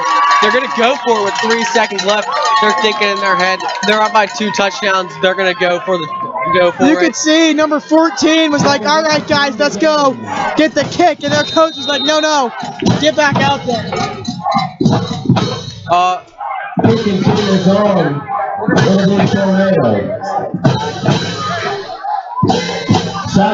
Looks like they are going to kick it here. Interesting. I've never seen a quarterback holding the snap before, because let's put it this way, if he screws up, that ball's up and to the good. Yeah, that was good. And I mean, usually it's the backup quarterback who holds it there. I was a bit confused when I saw him come on the field. I mean, if you put your quarterback to catch that snap, that's fine. The kicker's kick goes a little upward, though, and your hand's broken. That's a risk. Anyway, you've been tuning in to the Night Sports Network. It's been a great first half with y'all. My name's Otto Moranto. My name's Colin Franklin. And we're going to take a quick break. For those of you wondering, due to copyright reasons, we will be, because the music played at halftime, we will be muting halftime. We apologize, and we'll see you at the end of the second half. Call your attention to the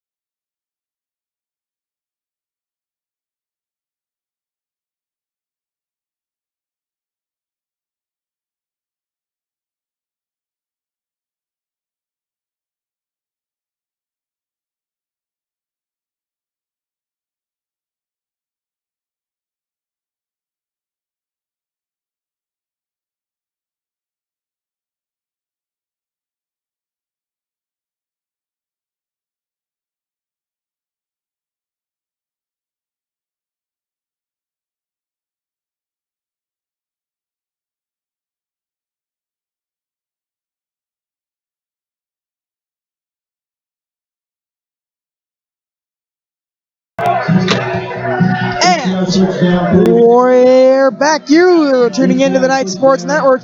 We're here in the third quarter. It's your JPII Knights taking on the McCallie Blue Tornado. JPII currently trailing the Tornado 39-21. Colton, what do you think they have to do in this half to get this game back? Defense is what they're going to have to do. Defense is going to be the name of this game. The best defense is going to win this game because the offense has just been the best standout thing. 21-39, that's a high-scoring game. Expect a high-scoring game, and that's an extremely high-scoring first half. So, because our offense isn't bad tonight. It's defense that's been the real silent killer. The defense that steps up and starts stopping the offense is going to win the game. And that kick to about the 10 starts this quarter. And a great return there, finding his distance. And 12. Oh, fumbles it. There's a fumble. A little fight for the ball. This ball may go into JP2's hands. Looks like a little fight for the ball. You're 12. Refs haven't given the signal. Jalen Cambridge looks like he had. Ball given it to number 81 of McCallie there. Tell you what, Jalen Cambridge put up a fight for it now. Like Cambridge didn't go down without that one. He said that we're still in this. I mean, as they are. I mean, 2 touchdowns in this game is easy to get because these defenses can't stop. So I mean, it's 3 touchdowns. You got to stop McCallie altogether and get 3 touchdowns, which JP2 has proved they can do that. They add the stop McCallie part, and you're good in this game. 14 another fires. Deep pass this time, and another wide open deep pass. Like we said, it's the deep game that's affecting this team, and right there, McCallie goes deep. They know that they've still got it, and clearly JP2 didn't prepare for that over the half. It's the deep pass as well as just running it right up the middle. The offensive line has been the silent killer of this game. I mean, allowing that quarterback to not have any pressure on him is made. There's a flag on the play that looks like. Yeah, but the quarterback has no pressure, confident, throw it deep. I mean, it's all practice for him. I mean, I'm sure no one knows what's going on, and Coach Geist just throwing a timeout out there. He's not convinced on something or other, which means that they've wasted a timeout that could be valuable come the end game. It looks like Chris Bell is going to spend some time on the bench. I mean, just the secondary of this defense is like Swiss cheese. Coach Geist is not happy with that, as shown by that sideline warning. I mean, I don't know how any coach could be happy with the performance. I mean, they had to have been yelled at halftime about what they should do and how they should defend this, and then they come back and they just get a quick, deep pass. And now they run up the middle again, getting a good rush from yard on that one. Last year's team is on the field right now, and we need this year's team on the field to come out and pull off this win. And I mean, that rush, I mean, they have not gotten too many yards, but he fought for those 2 yards, and that's going to tell. I mean, they're fighting for every yard that they can get. 5 yards, that's a great run by him. As number 14 jukes him out. 14 blows taking through. It for himself. Looks like he will be in the end zone. Looks like he's going to get to the 1 yard line is where they're marking him down. So there was no touchdown, but danger zone JP2. Yeah, it looks like they're marking him down about the half-yard line. Depends. He knocked the pylon over. A pylon determines a touchdown. I mean, they're actually marking him out at the 1.5 yard line. And an illegal substitution for McCallie. An injury timeout right now. I don't know, injury timeout or not, that ball should go back right now because JP2, no, I can't tell if it's a JP2 player or not. It's a JP2 player on the ground right now. What was I saying? Injury timeout. That ball should go back because it was an illegal substitution, which means that play no penalty was enacted on McCallie. And so McCallie should be back at the 30 right now instead of on the 1 yard line. I think just defense is not pretty.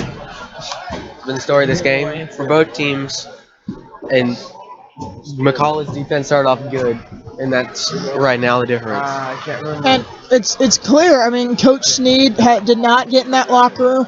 I'm sure Coach Geist, like, no offense to Coach Geist, but I'm sure Coach Geist talked the majority of the time to where Coach Sneed needed to stand up and say, listen, guys, in these next 23 minutes, we've got to make a plan to stop McCallie. And they didn't do it. They're running the exact same defense. They're playing the exact same way. And they're expecting by some miracle of God this plan to work, and it's not gonna. I mean, so far, they probably got lit up at halftime. Coach Geist yelled at them and screamed at them. And nothing, I mean, they drew up the plans, and they made plays to stop this deep ball. And immediately, first play, they throw deep and they get a deep ball. It's just not pretty for the JP2 defense. You got to plan for it. You got to play similar to, you got to play something like Engage 8 to where you're ready not only for the deep but for the run, and JP2 is just not doing that. They're playing tight, they're playing close, and they're playing man, and you shouldn't do that. We are still awaiting a number on the injured player on the field here from the box. But I mean, the thing is, right when they back up to prevent the deep ball, they run it right up the gut and get another 15 yards. McCallie's offense is just, they're switching the ball. I'm sorry to interrupt you. That's Kobe Neal on the ground, and due to his slow recovery, his football career looks over. Kobe, we salute you. You've been a KSN announcer for 2 years, and you hung up the gloves this year to continue to play football. We love you, and if this is a concussion, we're sorry that it means the end of football, not only in high school, but at the collegiate level for you.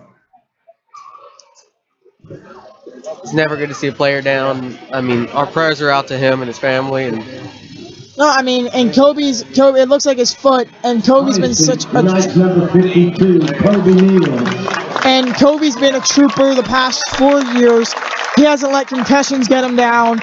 He hasn't let injuries get him down. And now it's sad to see this moment because this was Kobe's season. He finally was healthy enough to get out there and play the entirety of the season. And it's sad to see such a heroic night just kind of go down like this because Kobe's story, he's been such a player to this team. And now it's up to the JP2 offensive line to fill that role. And now they got something to play for tonight. And he is the hype man of this defense. He's a very loud, energetic man. And it's a big loss for him to be off the field right now. I mean, Kobe's the star. Kobe is such a great guy. And if anyone in the Neal family is watching, we're sorry. And now it's going to be 2nd and inches for the McCallie Blue Tornado. They're going to run it right up the gut, and they walk in for the touchdown. There is just silence here on the JP2 side. JP2 is just, they don't know what's going on at this moment.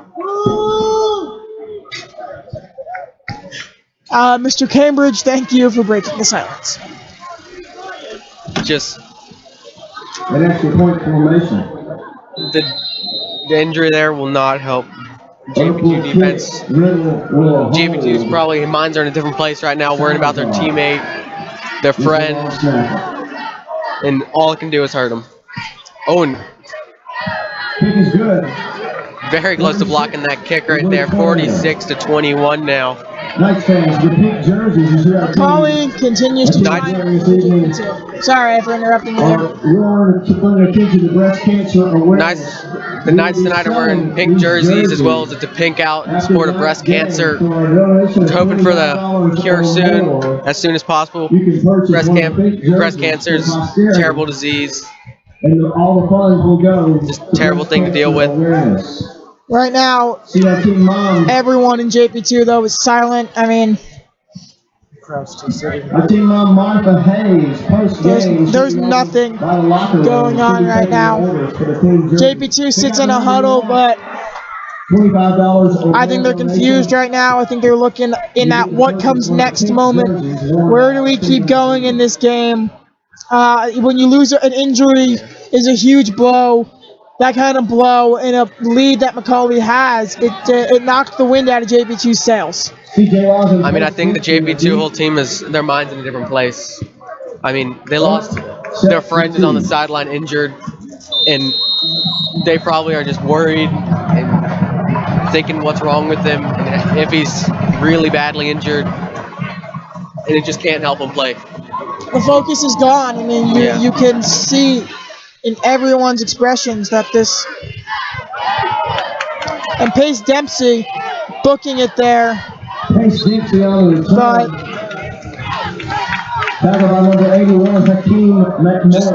as the offense comes out, last half they dominated, getting 3 touchdowns on back-to-back drives. Ben Brooks rushing a lot, as well as passing it for a good chunk of the they got out there and they played McCallie's game. Again, I'm sorry for interrupting you. It's a little loud up here with the loudspeaker, but I mean, they started to play McCallie's game, and as you can see now, they're resembling the beginning of the first quarter, just handing the ball to Thompson in the hopes that the plays will come to them. Yeah, I mean, JP2 needs a play right now. They do. They need to step up their defense, including the field goal. McCallie has scored on every drive. Yeah, I mean, after the injury, everybody is silent. They need a play to get the fans going, get the team going, and get a little more momentum on their side. Ben Brooks now in the pistol, got a little play action, very quickly pressured. Nick Scott just rammed it. Zach Scott, my apologies. I get those two mixed up every single time. Doesn't matter if they're wearing different jersey numbers or not. Zach, love you, buddy. Yeah. McCallie, pretty confident in themselves now. Right now, offense is totally changed from the first half. And excuse me there.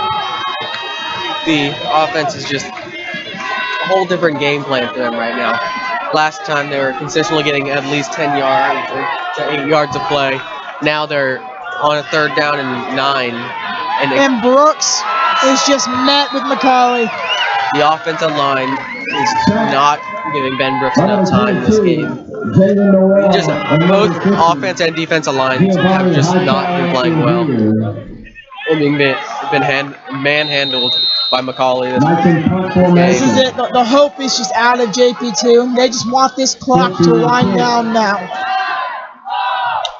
46-21 is the score. JP's getting ready to punt it away. And CJ Laws runs onto the field a bit late there. This is looking like the beginning of the game, though, as they were stopped very quickly. And it takes a JP2 bounce there to about the 43-yard line, giving the Blue Tornadoes great field position there. 1st and 10. Either way, McCallie's only 57 yards away, and JP2's got to work with that. Because, like I said earlier, McCallie's kicking staff, McCallie right now is almost in field goal position. Now, I'm not saying that right now they're in field goal position because professional players have a hard time kicking for 67 yards. I don't think a high schooler could. However, give them 10 more yards. McCallie's kicking staff can do it. Yeah, I mean, kicking at 67 yards, that'd be... end zone is 10 yards, and you back up about 5 yards. So kicking it anywhere behind the 40 is extremely impressive. So, I mean, the Knights need to show the defense that they showed at the end of the second half, and they're not showing that now as the chains continue to move for the Blue Tornado. And another 1st down. The Blue Tornado is just walking down the field on that play.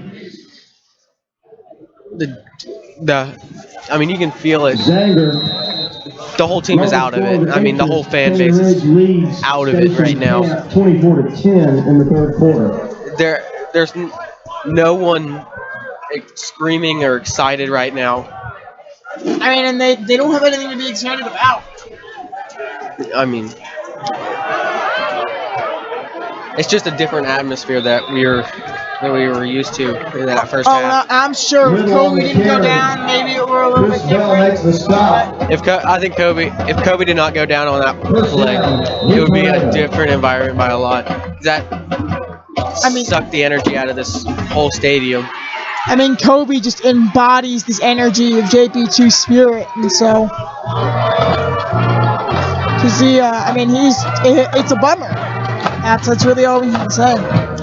And now, Blue Tornado about the 27-yard line, first down and 10.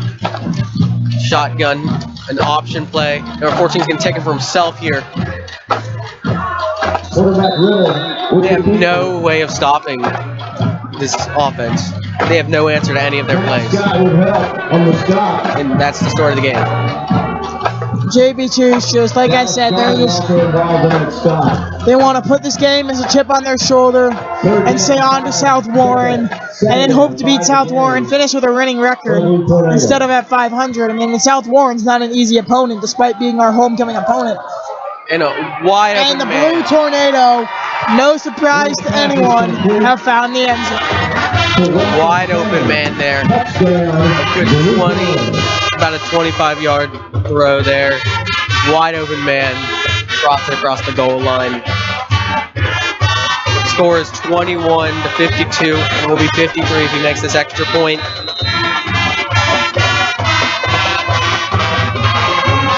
This game is drastically changed from at the beginning of the second half. 38. Beautiful kick again through the uprights. I mean, McCallie now is just saying, all right, let's get this thing over with. We'll see their subs in a few minutes, I think, once the fourth quarter starts. And that's sad. It's hard to think that, especially with such a deficit like this, that there's still another quarter. There's still 6 minutes, 55 seconds in this quarter, and then there's 12 minutes after that. JP2 is going to huddle around here. Score is 21-53, like you said. I mean, that's about a 32-point deficit. I mean, they can't let this game drag them down, you know? I mean, if I was a JP2 coach right now, I'd be telling them my team, we may be down by an insurmountable lead against us, but the game's not over. You got to get out there and here's the thing, what JP2 is doing is they're saying, all right, how long till this game ends?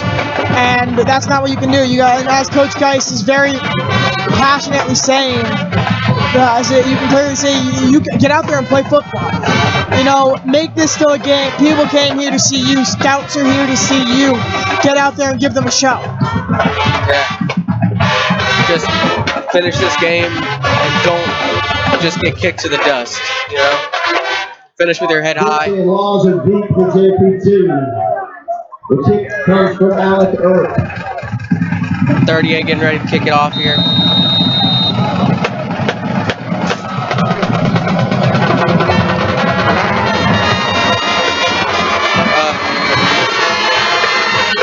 So far, good kicker this game. Kicks it to about the 7-yard line as he returns it. It's about the 30. Good return there by CJ Laws. He's been a very good returner so far this game. Very good player so far this game. Just impressive showing by him. CJ Laws is not afraid to book it. CJ Laws, like I said, the Knights aren't fearless, but CJ Laws is a fearless player. There is nothing that can keep him down, and the Knights simply, in a word, get their play out. Ben Brooks still taking control over his team tonight. Now Ben Brooks back in the pistol, dropping back to pass.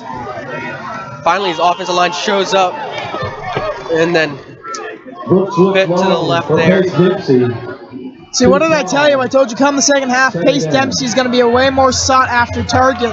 And the problem is, McCallie had the same thought train I did. Toby Neal is taken away on the cart now. Our prayers go out to him and his family right now, hoping that injury's not that bad. And it looks like the paramedics are planning as well there. Toby, we love you. You're a fighter. And it's okay. It's almost over. Jamal Thompson on the pitch. Jamal Thompson with the pitch there gets maybe to the line of scrimmage, probably about a -1. 3rd down and 11 now. 3rd down and 11 for the Knights. Third down does not seem to be too difficult for the Knights this game, though, as they have converted time and time again in the first half. Often on short routes, though, which is very impressive. But again, Benbrook's being pressured and having to throw it.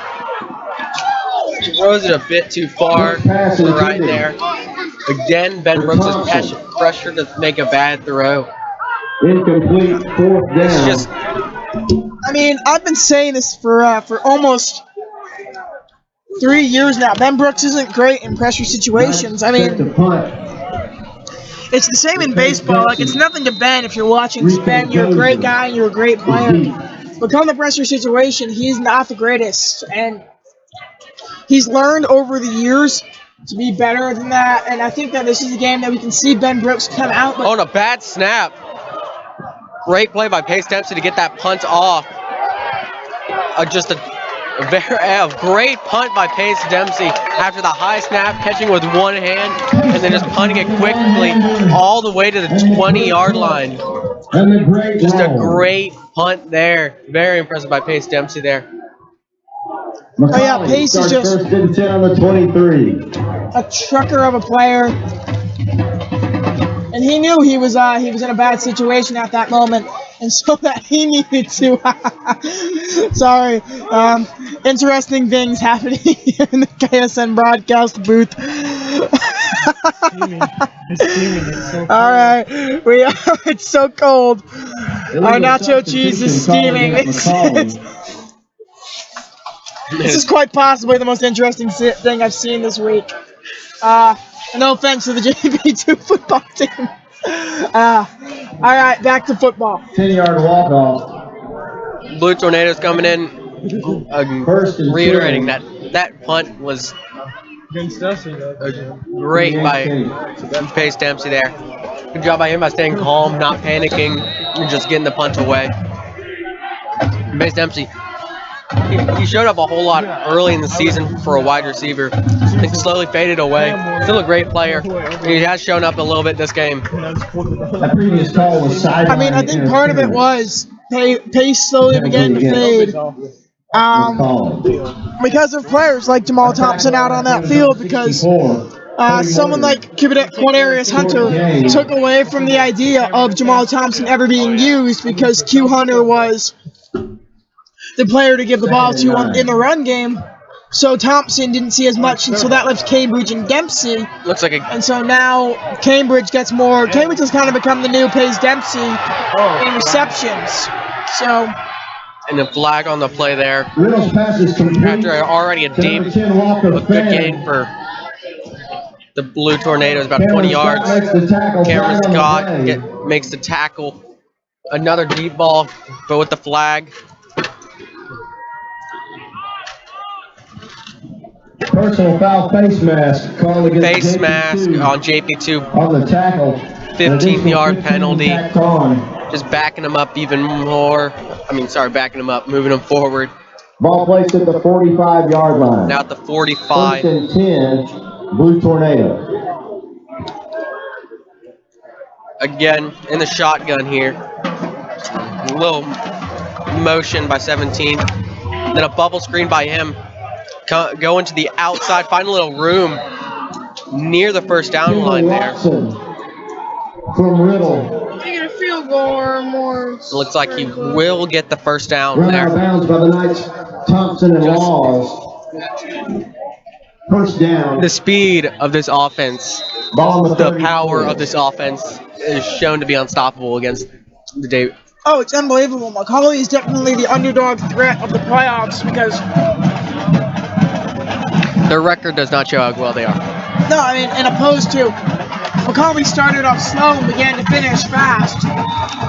Opposed to teams like Brentwood Academy and Montgomery Bell, Brooks carries. Cameron Scott have slowly have stayed consistent with not much improvement. And so you have a team like McCallie come into the playoffs, and McCallie's threats because McCallie wasn't expected. It's the same thing with JP2. JP2 is going to be dangerous in the playoffs because if they can get past the first round, they can read any team like a book. And as long as they don't have to come across the Blue Tornado or Brentwood Academy come the second round, they have state contentionship. In a Beautiful hit there. And a great job there. We're keeping onto the ball a little bit. Looks like his back's a bit. A great job by number 6 of the Blue Devils to hold on to the ball there. Or sorry, number 5 of the Blue Devils. I mean, big hit there by Cameron Scott. His back is aching until he walks off the field. I mean, it's always great, always better to peak at the end of your season because you carry on that great playing into the playoffs. And if you peak at the early of your season, you can only go downhill. Right, I mean, and Brentwood Academy kind of got halfway there and has come at, but like, I'll tell you what, I think teams that are going to be dangerous in the playoffs, I'm going to call the prediction on your Final Four right here, right now. Because the way our playoff schedule looks, it looks pretty good. So I call us in the Final Four. I call Brentwood Academy in the Final Four. I say the Ensworth Tigers are going to see the final score at MUS. Touchdown, Blue Tornado. And as you said that, number 15 gets another touchdown. 59, almost 60 No to surprise 21. there.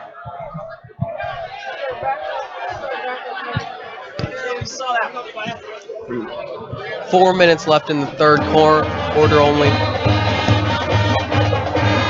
This game is truly run away like a bullet train. It seemed like just a few minutes ago JP2 was making the comeback, and then the whole tide's changed. Kick is up and good from Earth out of the snap from Salazar. It's just 60 to 21 now. Down. Next week is homecoming and down by 39 yards. You gotta come out and be ready. Wear your blue and gold. Be excited for our seniors. Next week is homecoming week for JP2. Next Friday night. You can think though, South Warren surprised JP2 last year. It blew them out of the water. South Warren, despite being our homecoming night, is a very worthy opponent. 27-10 in the third quarter. Homecoming night, big night for everybody. So come out, support JP2 Knights, wear your blue and gold. 10-3. Final score: Ensworth defeats Father Ryan 20-7. So with that win, JP2 is now officially out of options for riding the home field advantage in the playoffs. However, if Baylor loses, we can still guarantee one of their 2 games. We can still guarantee home field advantage because we defeated Baylor. Yeah, with the win, with Ensworth beating Father Ryan just a few minutes ago, big win for their school. Giving us a little bit of trouble here.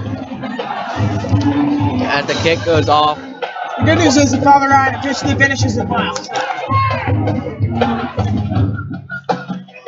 Father Ryan, not a good year for them. CJ Laws on the return. Which is good for us, because for the first time in D2AA history, your JP2 Knights no longer will make it to the playoffs, not last place. JP2, ball on the I mean, this is a breakout season for JP2 Knights. I mean, coming out of nowhere. 2 wins last season, all of a sudden, they're playoff contenders. And they will be going to the playoffs now. So the problem with that is, as you said, they're a breakthrough team this season, as they're all seniors. Brooks looks over the top. However, there's a lot of nerves for next year. Everyone's saying we're not going to do well. Might we remind you, TSSAA is redrawing their divisions entirely. So JP2 will be playing in an entirely new division next year for football, still making them contenders. with teams such as Good Pasture. That's the first one I can think of off the top of my head. But teams like Good Pasture, Nashville Christian, and others will be joining us in that division.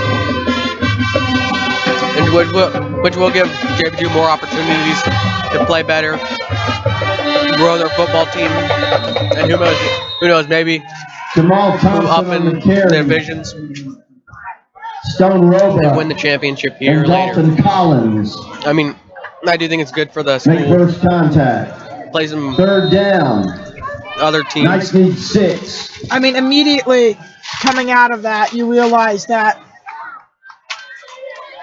it's not just football that's going to be state contention next year. Like basketball, who's already a state contender this year, dropping to pretty much the lower tier of play. And CJ Laws catches it.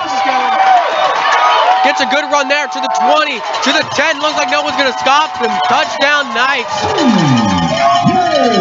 Great throw, great run. CJ Laws, touchdown. Look at Finally 27. some noise here from the shining city on the hill. Finally, people are on their feet and screaming once again. 27-60. And CJ Law is almost almost going clean into a Brentwood Academy player. It was like, you know what? Let's go this way, and finds his way to the McGrath end will zone. snap. Dempsey will hold. Great play by CJ Laws there. Getting open, catching the ball, and just the speed. Just Zanger outran every single one of their following defenders. the catch. CJ Laws from Ben Brooks. Now the score is 28-60 after the PAT is good. JP2 may be losing by a whole lot, but it's never good to just stop playing. As CJ Laws does right there, gets the touchdown, keeps his head high. Come see us, Knights fans. Get it on your calendar. 7 p.m. And who knows, miracles do happen, night. but who knows.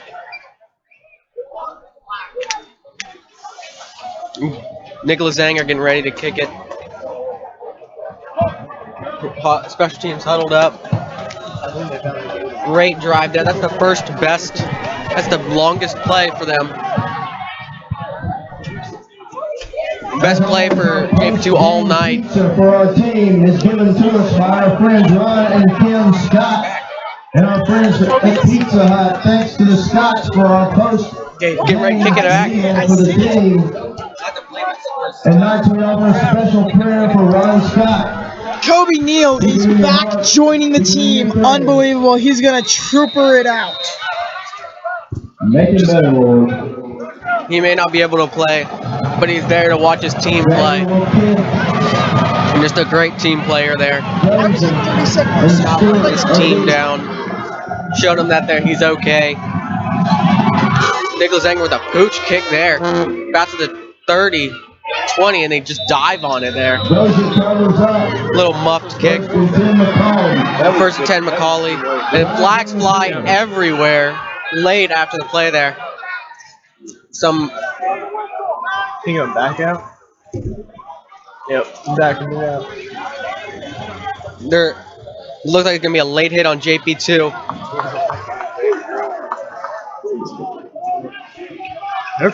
Coach is not happy because they did not blow the whistle. It's still fun. The ref is coming out, give his call. I've been the only coach. Personal foul. They do give the personal foul on JP2. I'm questioning here if the deficit's so large that they might call the game after 3:15 awarded I doubt it, but to the Blue Tornado. They'll start first and 10 from the 41. Coaches are not happy after that because the whistle was not blown. So he did as he was supposed to do. And he gets the personal foul for it.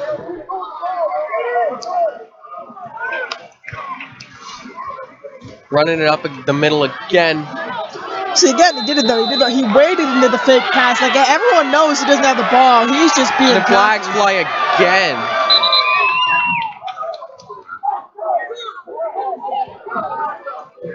Just stupid plays by JP2. Looks like this is going to be Xavier Brooks on the carry.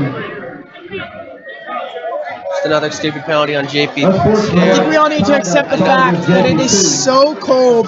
My phone has stopped taking charge. Yards awarded to McCallie. Just unsportsmanlike conduct play, just stupid penalties that you can prevent, just frustration. I mean,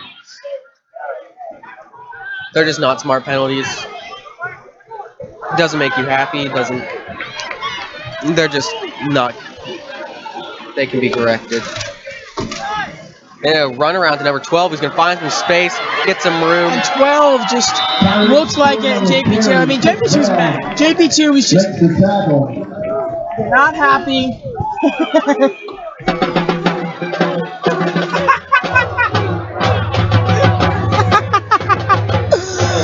Well, we're fun and games here with the KSN team.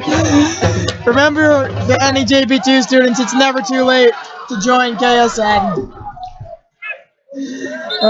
Because we have a lot of fun. Don't forget, Blue and Gold Night is coming up, which means that JP2 basketball is almost back in swing. They kick off versus Lexington. Don't forget, once they're back, we're going to be live from the Shining City on the Hill. JP2 hockey is also advanced 2-2-0. Once again, JP2 opens up versus Lexington and then White House on the same night. I believe it's November 17th. It may be the 15th, and I'm wrong. So don't forget to come out and support your basketball nights who have huge state contention this year. If you want to hear Coach Wade talk about the upcoming season, you can head on over to the Herald on the Hill on iTunes and tune into our podcast with Coach Wade from KRDO. Basketball season, I think everybody's looking forward to that season. As you said, state contenders. I've never seen the JP2 Knights basketball team play because I'm a transfer here. You're in for a surprise. We are loud. What do you mean? No, you're not, Matt. Would you like to get on the mic here, Matt? Please elaborate on why you think that we are not in state contention. JP2 finished with the best record that we had last year, being 21-10. They made it to the Elite Eight before falling to the Ensworth Tigers in a heartbreaking loss at Ensworth. For those of you wanting to catch up, in the year prior, JP2 finished in third place, but was not able to make it past the first round in a double overtime loss to Briarcrest at the buzzer. Briarcrest also looks like a team that can play your JP2 Knights in the football playoffs. However, the start for JP2 basketball doesn't look so great with star shooter Jalen Cambridge, who sets to break 1,000 points this season. Jalen is not going to be able to start in the first 3 games if the Knights make it past the first round. That's a lot of basketball info. Yeah, I'm sorry. This is coming from your JP2 basketball manager, Oliver Anton. Shameless self-promotion.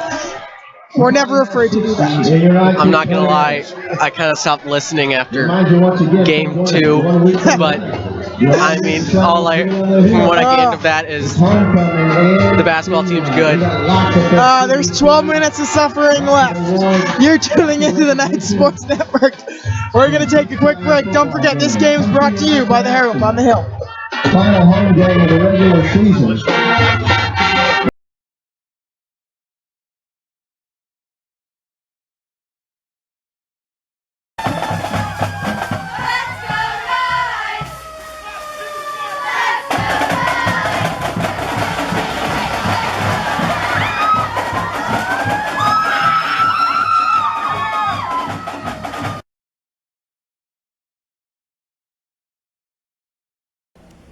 I'm Ben Brooks. I'm Cameron Scott, and you're tuning in to Breast Cancer Awareness on Knights Sports Network.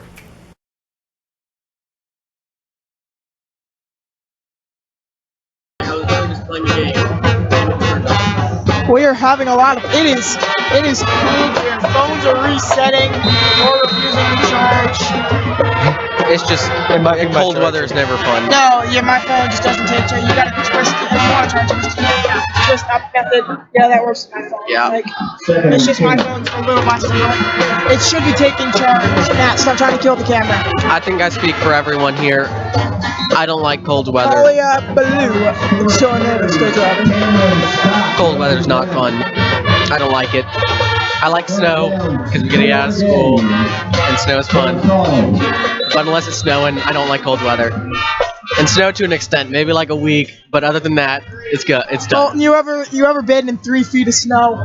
I've been in a good amount of snow back when I was like 4, and Growing up in the north, 3 feet of snow, we didn't even get school canceled for that. So I laugh when there's a third of an inch. Brooks carries. Touchdown, McCallie. Touchdown McCallie on the play there. Now it's 66-28.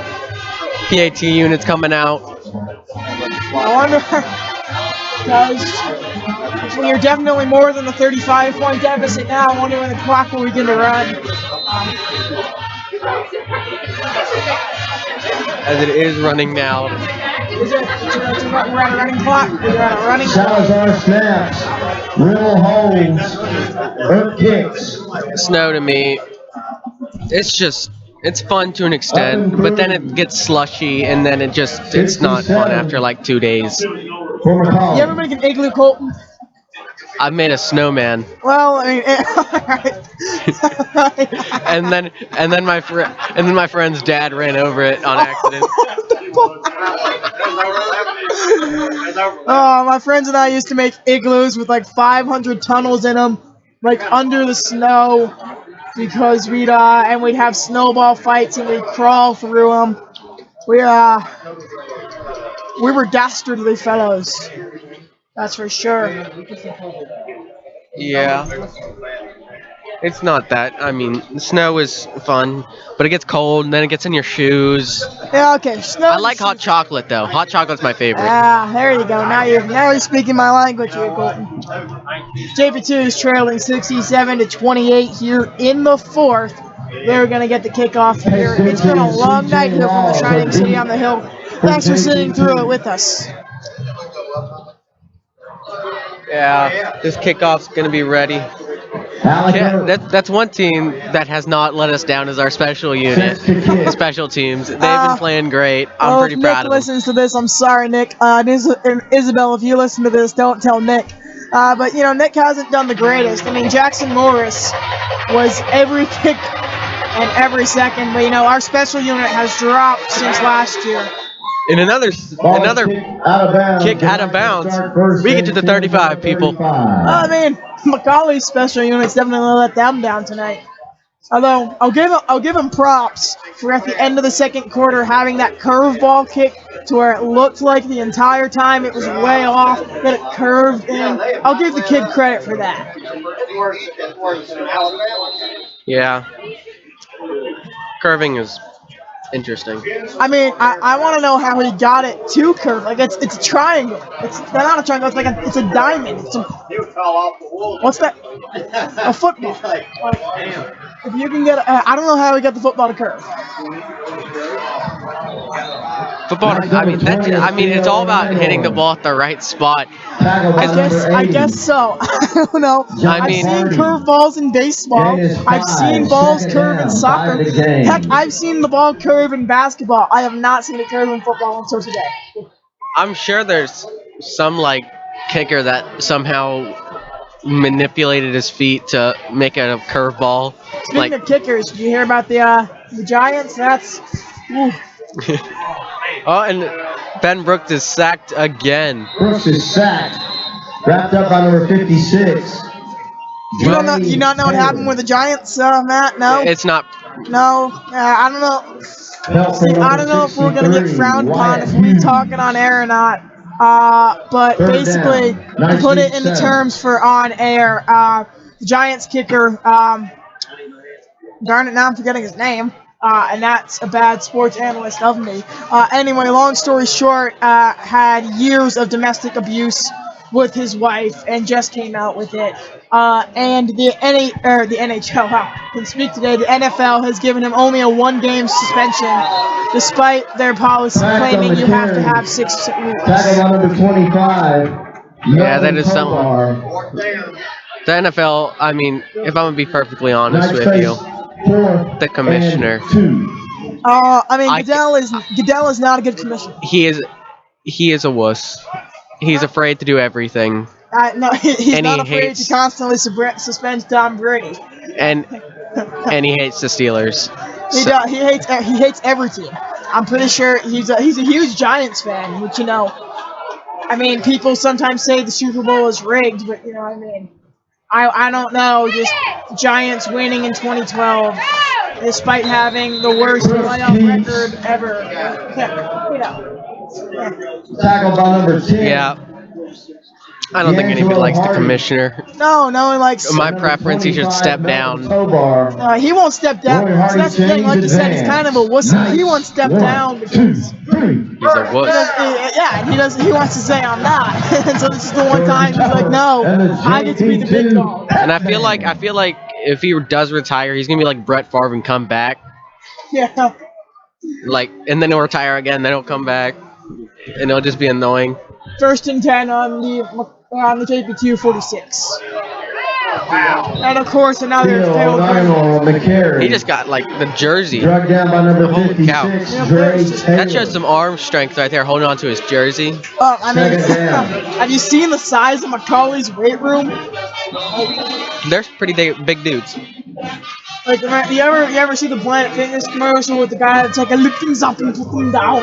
Like, he's like, their entire team is just that guy. Colton's giving me that look like he doesn't know what I'm talking about. I don't know what TV you watch, Oliver. You know, you ever see the Planet Fitness commercial and it's like no gym definition? Matt knows what I'm talking about. Because of my He's the move. big buff guy, and they're like, so what do you like to do? And he's like, I lift things up and put them down. Oh, and again, flags flying again. Looks like this is going to be against the Flags on the field. Blue Tornado, though.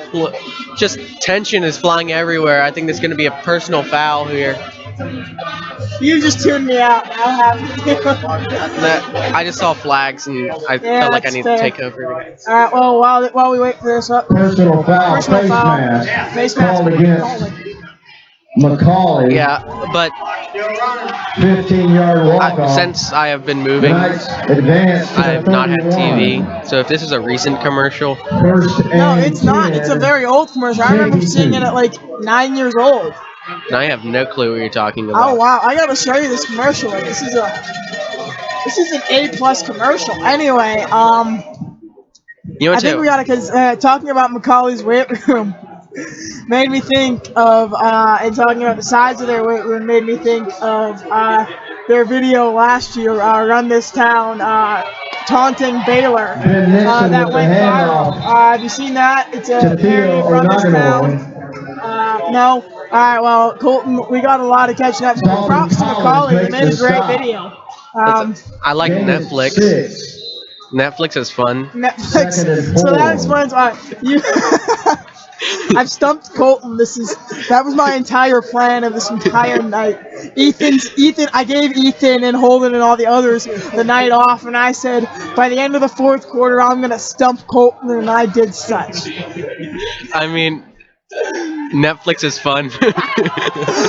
I don't have to. I don't deal with Nagano, commercials. the junior carries on that one. Jamal Thompson's night seems to be over. And even when I do watch TV, I record it and watch it the next day because I don't deal with commercials. You just skip commercials. I get it. Yeah.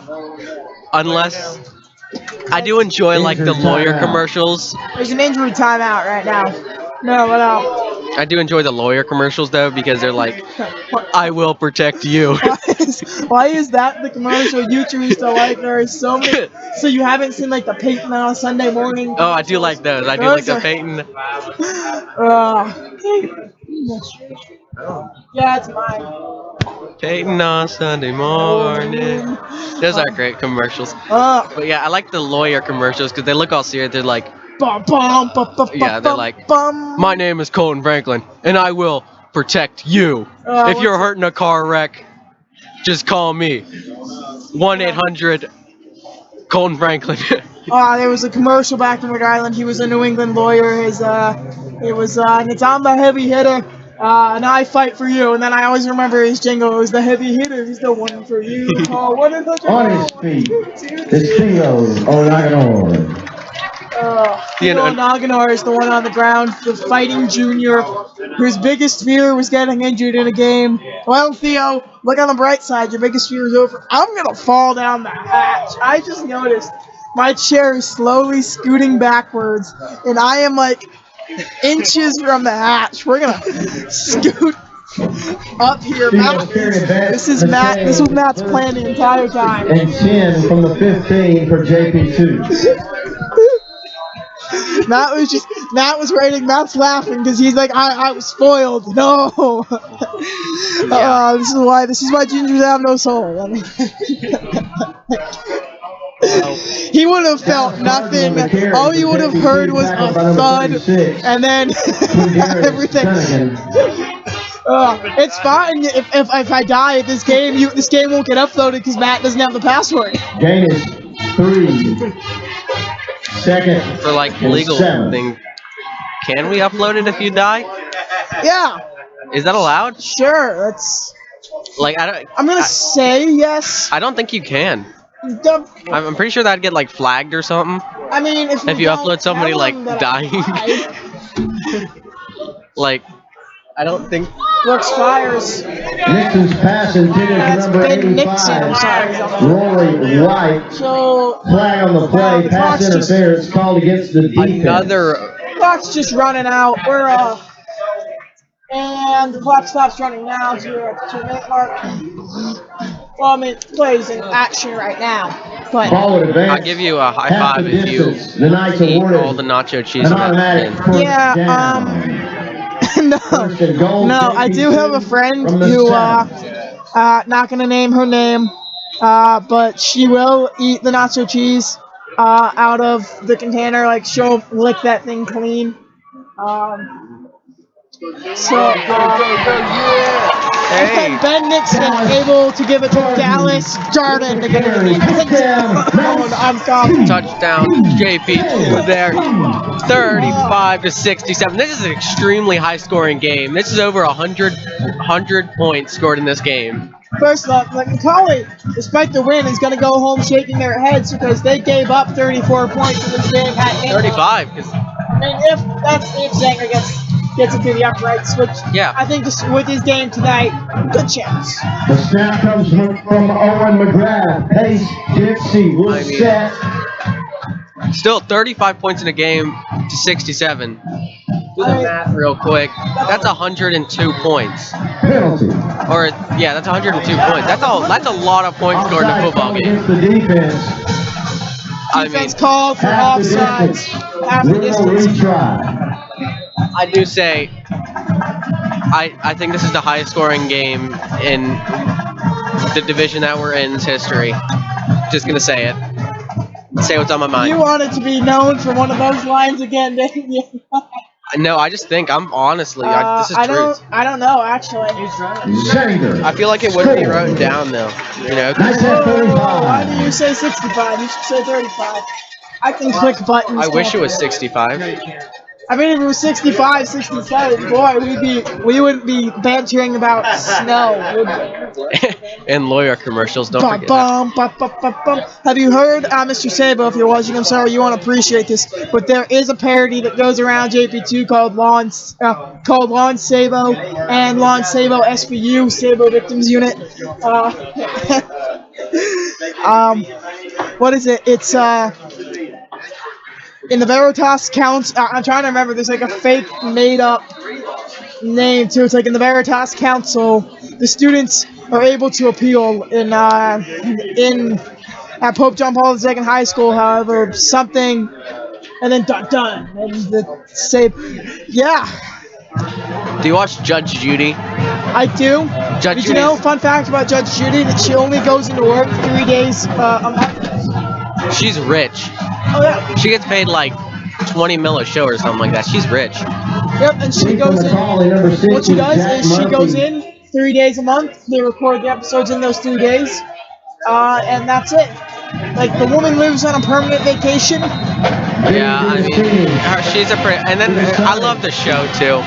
And she's an awesome. I feel like she'd be a fun person to be with. Not really be fun to be with, honestly. Do you want to be a lawyer or a judge or something, Colton? Listen, I wouldn't mind being a lawyer because they make good money, and I can talk for a good 45 minutes. Well, yeah, I mean, you've talked for about 2.5 hours Yeah, straight. I'll give you credit. if I was a lawyer, all I would do, I would not stop talking until they give me the case. Like this guy, if I was defending a guy that like killed 8 people and it was obvious, I would just wouldn't shut up about it. You just appeal the entire time until they basically say he's not guilty. Yeah, I would just be like, I would never stop talking. And then be like, fine, he's not guilty, and he'd walk out of there alive. It's just great. Best lawyer in America. My name is Colton Franklin, and I fight for you. Do you ever watch? Yeah, it was an old Disney show. I can't remember, and it was I'm Sally Jetson and I fight for you. Sally Jetson, kid lawyer, I fight for you. I do remember that. You do? All right, I can't. What was the show? As number 10 runs down inside the 10, and he will carry the JP2 all the way down to the 1-yard line there. Great run by number 10. That ball looks like it's in the end zone. It's not, but it looks like it is. It is the highest scoring game. I'll tell you what, we'll look it up after. I am positive. Once our phones aren't legitimately frozen. You need me to put the chair back? We'll get it. I am feeling pretty positive about this. Especially if we score again, and it will be over. It'll be just about 109 points. 109 points scored in one game. That's a lot of points. And when a team drops 7, oh, it looks like they're gonna knee it out though. McCallie takes a knee. McCallie pulls the we don't want to get 74. I swear, if the highest scoring game is probably going to be like 103. Well, the lead begins to tick away. JP2 falls to the McCallie Blue Tornado, 67-35. Thank you for sticking with us through these brutal moments. Next week is homecoming. We have the hopes of having a Wi-Fi signal, but don't count us on our word there. It's homecoming and senior night, so we hope to not see you watching here, but to see you sitting in the stands. As always, we hope you've enjoyed the Night Sports Network today, our broadcast. Thank you. My name is Oliver Lorenzo. And I'm Colton Franklin. And we will see you next time.